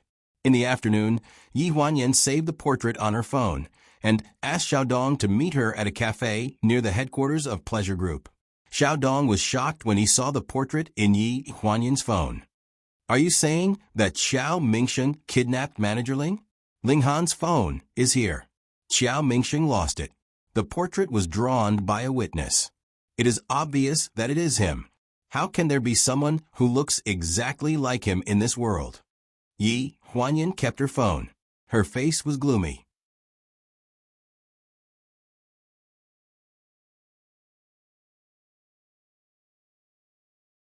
Chapter 449. But why did Xiao Mingsheng do this? He had left Pleasure Company for many years, and I heard he had gone to the U.S. Xiaodong was puzzled. Also, you said manager when is the one who ordered him to do this. How is manager when related to Xiao Mingsheng? When Xiaodong heard from Yi Huanyan that Ling Han was kidnapped, he thought she was joking. I can't explain these things clearly to you at the moment. Tomorrow night is Huan Yu's annual meeting. After the annual meeting, it will be the annual board meeting. At that time, Wenbo will propose the dismissal of the president. The excuse is that Ling Han has no time to take care of the company during this period of time. He has not appeared in the company for an entire month, and he did not attend the annual meeting. Xiaodong looked at Yi Huanyan in a daze. After a few seconds, he said, "Please continue. What I want you to do is to help me secretly bring someone in from the back door." Who? The artist of this painting, who is also an eyewitness. But the artist is Xiao Mingsheng. How can you prove that Xiao Mingsheng is related to Manager 1? Xiao Mingsheng will surely be there at the annual meeting. Yi Huanyan was very confident. People like them, who had endured humiliation for more than 10 years, waiting for the right moment to strike, would definitely see victory in front of them with their own eyes at the final moment, and then enjoy the joy of turning the tables. As long as they caught Xiao Mingsheng at the scene, then they would definitely be able to interrogate him about his relationship with Wenbo. At that time, the truth would naturally come to light as to where they had hidden Ling Han. Yi Huanyan was worried about Ling Han's safety. If he is in the hands of the Wen family's father and son, then they will be after Ling Han's shares. If Ling Han signs the contract, his life will be in danger. If he refuses to sign the contract, then the Wen family's father and son will lose their patience, and he will be in trouble. Xiaodong looked at Yi Huanyan with a confused expression, and no one knows how much he believes. Yi Huanyan looked at Dong Xuebing and grabbed her hand. "Xiaodong, only you can help me now." Xiaodong had a troubled look on his face. "Sister Yan Yan, you are exaggerating." Are you kidding me? Today is not April Fool's Day. Don't mess with me. How could President Ling be kidnapped? Should we call the police? Calling the police will only alert the enemy.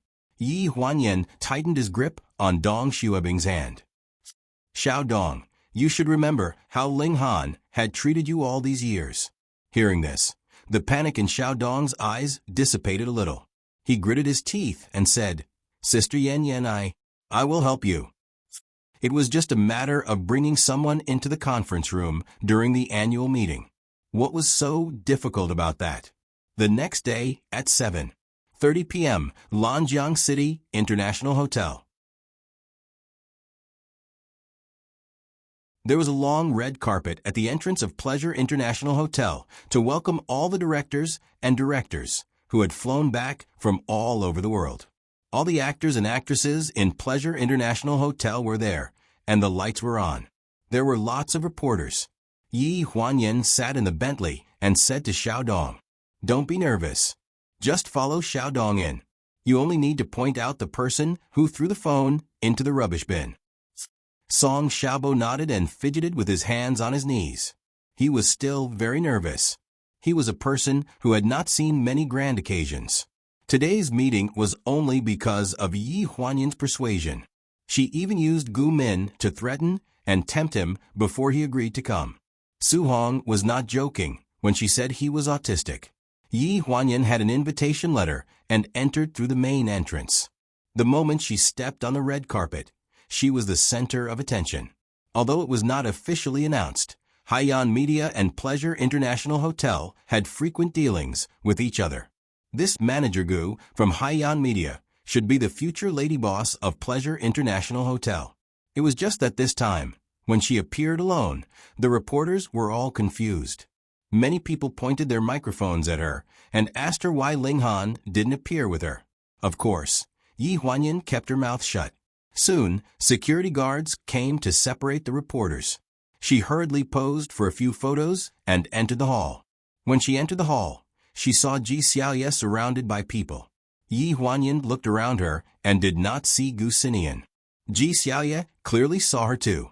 She said something to the crowd and Dress walked out from the crowd with a worried look on her face. I thought you weren't coming. She pulled Yi Huanyan to a corner. When I left the Four Seasons Villa 2 days ago, I heard your brother talking to Dad. He said he had sent people to do a thorough search in Los Angeles. Ji Xiaoye was very busy because of the Fengshan charity banquet. After leaving the Four Seasons Villa 2 days ago, she flew straight to Paris. She was so busy that she did not even have time to look for Gu Xinian. I don't know how the investigation is going. I haven't asked him yet. I've been so busy these past 2 days. My brother didn't come with you? He's busy. He has to deal with the company, and Dad asked him to find Ling Han. Both of them are more important than accompanying me to this kind of banquet. Ji Xiaoye took 2 glasses of champagne from the waiter's tray and handed one to Yi Huanyan. Ling Han definitely won't come tonight. How are we going to open the banquet later? Wait and see. Someone will find a way to open the banquet. Yi Huanyan took the glass of champagne and drank it in one gulp. Then she slowly exhaled. I don't think it will be peaceful tonight. What are you going to do? Ji Xiaoye realized that something was wrong and hurriedly asked. Yi Huanyan briefly explained her plan. When she said that she was going to rush to the pleasure banquet and accuse the Wen father and son of colluding with Qiao Mingsheng, Ji Xiaoye's face turned pale. You're too impulsive. We haven't found out the truth yet. Are you so sure that Qiao Mingsheng will come? Also, will it be useful for you to accuse the Wen father and son? It's not safe. What if they run away? I'll ask Gu Min to prepare outside and call the police when it's time. Yi Huanyan looked certain. I can't wait any longer. I must find out where they took Ling Han tonight. No, I still think it's too risky. I'll call Xin Yan. With that said, Ji Xiaoye put down her glass, opened her bag, took out her phone, and dialed a number. There was a busy tone on the other end of the phone. She frowned and hung up. She was about to call again when Yi Huanyan stopped her. Even if my brother knows, he won't be able to rush over now. As long as we find a way to control Umbo, everything will be fine. I have the recording of his son's slip of the tongue. Let's lock them up at the police station first. The more confident Yi Huanyan was, the more uneasy Ji Xiaoye felt. She felt that Yi Huanyan's plan was full of loopholes. She was anxious and desperate. In this situation, she would only alert the enemy. Even if the police came, they wouldn't have enough reason to arrest Umbo. Yan, think about it again. I saw Qiao Mingsheng. Ji Xiaoye followed Yi Huanyan's gaze. In the corner of the booth, a man wearing a black top hat was talking to Umbo. It was the former director of Pleasure Banquet, Qiao Mingsheng, who had disappeared for many years.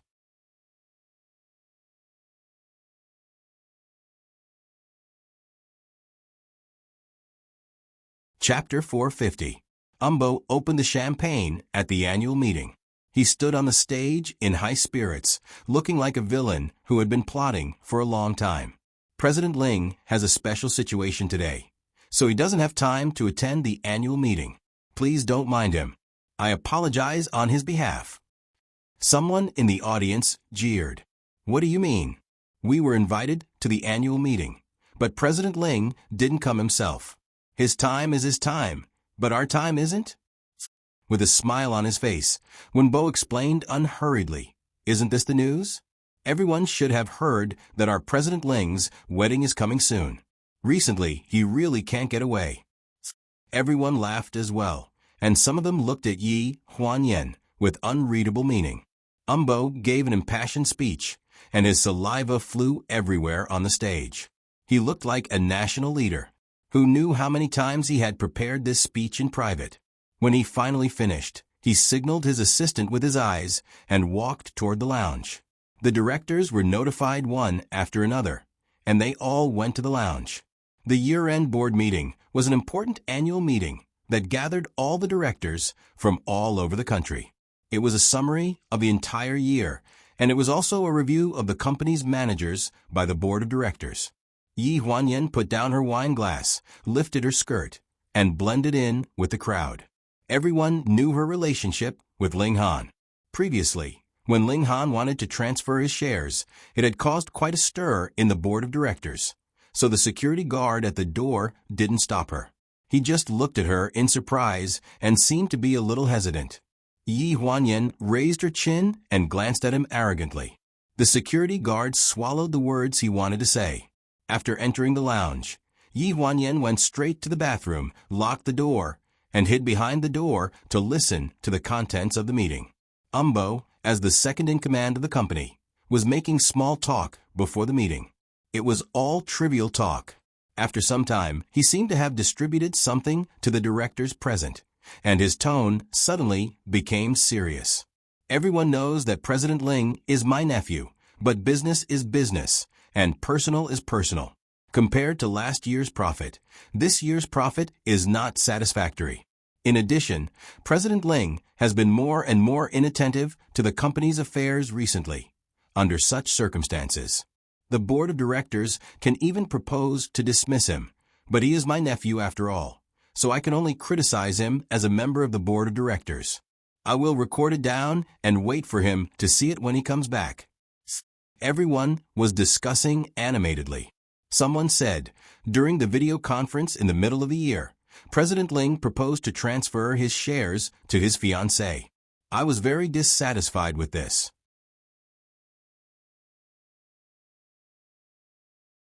After that, even though President Ling didn't insist on it, I don't think he gave up on this idea. This idea is very dangerous. It's not that he doesn't know how big of an impact a casual transfer of shares will have on the stock price of pleasure. He's really been blinded by women. The second daughter of the Gu family is married, right? I heard that she even has a child. Isn't this handing over the pleasure to someone else? That's right, that's right. In an instant, there was an uproar in the discussion. A voice emerged from the crowd. I think it's time to propose a dismissal to warn President Ling. This time, he didn't even attend the annual meeting. This voice was very unfamiliar. Yi Huanyan thought carefully in her mind and realized that it didn't match any of the directors present. How did you come in? You are? There was suddenly a commotion in the lounge outside the door. Yi Huanyan opened the door slightly and saw Qiao Mingsheng. She walked to Umbo's side and slammed a document in her hand on the table. President Ling is so inattentive to the company. This dismissal should have been proposed a long time ago. Qiao Mingsheng, didn't you sell your shares and leave pleasure long ago? Who let you in? Qiao Mingsheng's voice was very low. Yes, I left for many years, but my heart has always been in Pleasure Group. Pleasure seems to have grown a lot in the past few years. But do you know the real reason why Ling Han wants to transfer his huge shares to Gu Huanyan? What? All the directors looked at each other. You know Gu Corporation, right? They seem to be interested in buying Pleasure Group. Everyone was in an uproar. How is that possible? That won't do.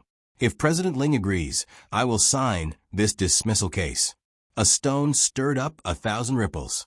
Yi Huanyan couldn't help but admire Qiao Mingsheng's ability to incite people. She knew that if she didn't go out now, the entire Pleasure Group would change hands, not to mention Ling Han's safety. Bang! The door of the washroom was violently pulled open and smashed against the wall, attracting the attention of everyone at the conference table. Yi Huanyan walked out in a luxurious purple evening dress. She clapped her hands and said with a smile, Mr. Qiao, you are really eloquent. If I were not one of the parties involved in the acquisition that you mentioned, I would really believe you. Who are you? Qiao Mingsheng's face darkened and he stared at her unhappily. This is a private meeting of pleasure group. Who let you in? Where is the security? You also said that this is a private meeting. How did you get in? Yi Huanyan's gaze landed on Umbo. You proposed the dismissal case and incited all the directors to sign it. What's the next step? Are you going to recommend President 1 to be the next president? You guys are really good at putting on a show. The directors couldn't stop whispering to each other. It seemed that Yi Huanyan's words had brought them back to their senses. They all began to re-examine the purpose of Qiao Mingxing's sudden appearance. Miss Gu, this is a private matter of pleasure group. It's better for you to leave. Umbo's face turned pale, but he suppressed his anger and tried to speak to Yi Huanyan in a pleasant manner. Yi Huanyan didn't buy it. You guys secretly held a meeting when Ling Han wasn't around. You want me to leave? If I leave, who will expose your true colors? President Wen, do you really think that you can hide the fact that you kidnapped Ling Han? As soon as she finished speaking, the door of the meeting room burst open. 7 or 8 police officers broke through the door and surrounded the entire meeting table. Don't move. The directors all had looks of disbelief on their faces. A few of them had already cried out in alarm. Umbo's face stiffened. Miss Gu, what do you mean by this? You won't give up until you see the coffin, right? Yi Huanyan flipped open her phone and tried to find Wen Siyuan's recording. President Ling, someone cried out in alarm. Everyone's eyes landed on the door of the meeting room. Yi Huanyan's hand trembled and she looked up. The figure who walked in from the door was tall and had an imposing appearance. His face was a little pale, and there was a coldness between his brows that could not be dispersed all year round. He walked into the meeting room and glanced at everyone with an indifferent expression. Everyone, I'm sorry for being late.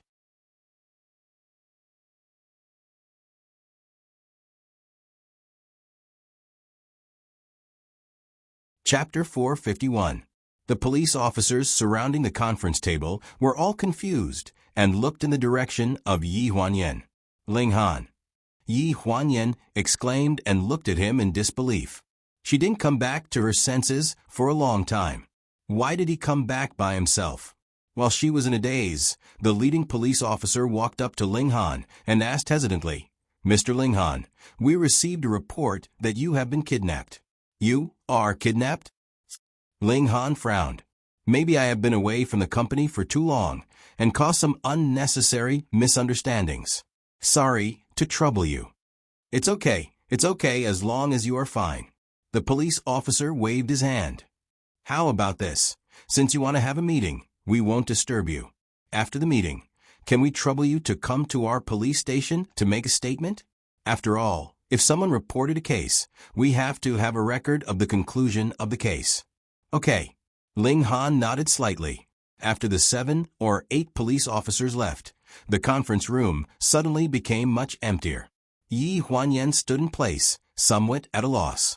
Ling Han's sudden return was completely unexpected. You can go out first. Ling Han glanced at her and walked to her side. Yi Huanyan hesitated for a few seconds, nodded, and turned to walk out of the conference room. Behind her was Ling Han's calm and serious voice as usual. The year-end board meeting is such an important occasion. No matter what important things there are, I should come back to attend. I just came a little late. I wonder what the directors have to say about my work? I am all ears. After walking out of the conference room, a familiar voice sounded, breaking her contemplation about Ling Han's return. Long time no see, my sister. Yi Huanyan's heart skipped a beat. Gu Duo was wearing a loose, strapless black dress, revealing a pair of slender, fair calves. She was wearing a pair of 13 centimeters, high heels. She was leaning against the door frame, looking at her with a faint smile. Why are you here? I personally sent my sister's fiancé back, and you're asking me why I'm here? What do you mean? Yi Huanyan's expression tightened. Why? Don't you already know? Here. Gu Duo lowered her head and stroked her lower abdomen with one hand. But I'm pregnant with brother-in-law's child. Yi Huanyan's face stiffened. Only then did she realize that Gu Duo's lower abdomen was indeed bulging. However, her skirt was loose. If she hadn't put her hand on her lower abdomen, it would have been almost impossible to see it. Impossible. Yi Huanyan stared at her stomach. You're really pregnant. Didn't you see the photos? He's not your brother's child. Why would I lie to you? What are you trying to do? Yi Huanyan didn't believe a word that didn't come out of Ling Han's mouth. Her intuition told her that Gu Duo must be up to no good if she suddenly appeared here after disappearing for 3 months. What else can I do?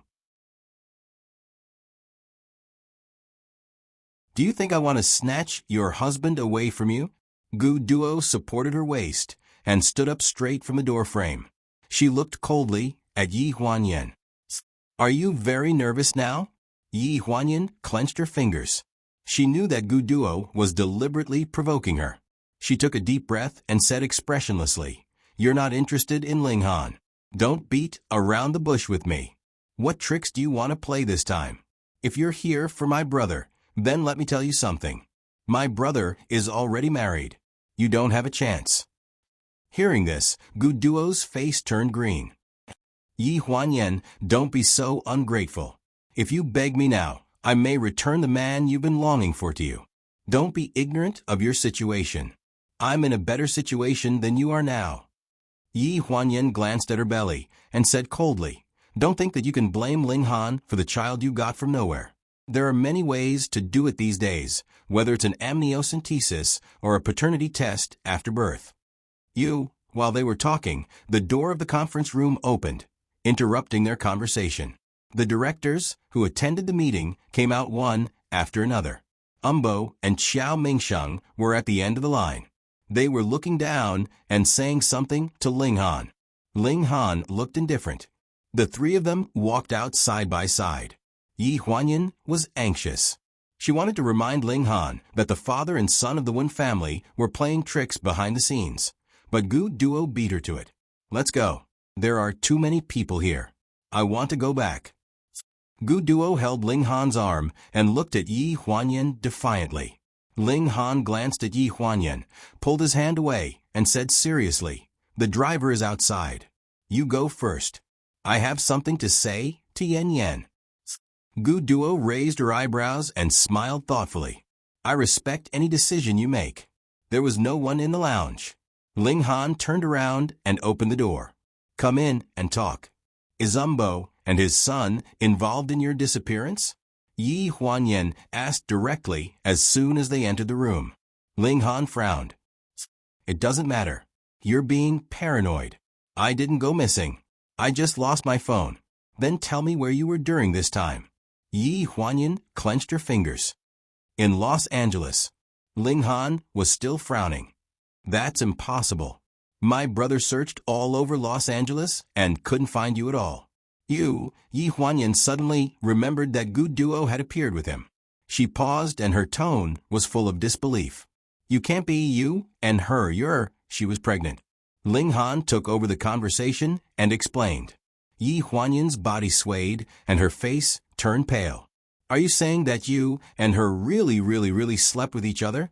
Ling Han didn't respond and seemed to admit it. Yi Huanyan held onto the chair and felt a sharp pain in her heart. Tell me what happened. Before we went to Las Vegas, I drank too much that night. When I woke up, I was in the hotel, and she was there too. Ling Han's face was pale. That was the only time I thought she was you. The last line of defense in Yi Huanyan's heart finally collapsed. She felt like something was stuck in her throat, and she couldn't say anything for a long time. She had been in fear for so many days and tried her best to find out who had kidnapped him, why he had gone missing, and if he was still alive. But now he suddenly appeared and told her that he hadn't gone missing at all. It was because of a one-night stand that he had to stay at the woman's house in Los Angeles for so long. So, do you have anything else to say to me now? Yi Huanyan struggled to support herself and looked up at him. Her voice was full of bitterness. I'll take care of it. Trust me, Yan Yan. There was a long silence in the lounge. Yi Huanyan left in a hurry. Her voice was full of fatigue, helplessness, and even compromise. Okay, I believe you. 6 years of waiting. And this was the result. She couldn't blame anyone. She could blame Ling Han for drinking that night. Blame Guduo for looking too much like her in the past. Blame her for not getting back together with Ling Han sooner. Or blame fate for playing tricks on her and hitting the jackpot just once. She couldn't blame anyone. Before she went to Las Vegas, she and Ling Han were in a state of breaking up. It was their right to seek their own pleasure. You're tuning in to the Echo Reads YouTube channel. Don't forget to subscribe and join us on this journey to catch the most captivating stories.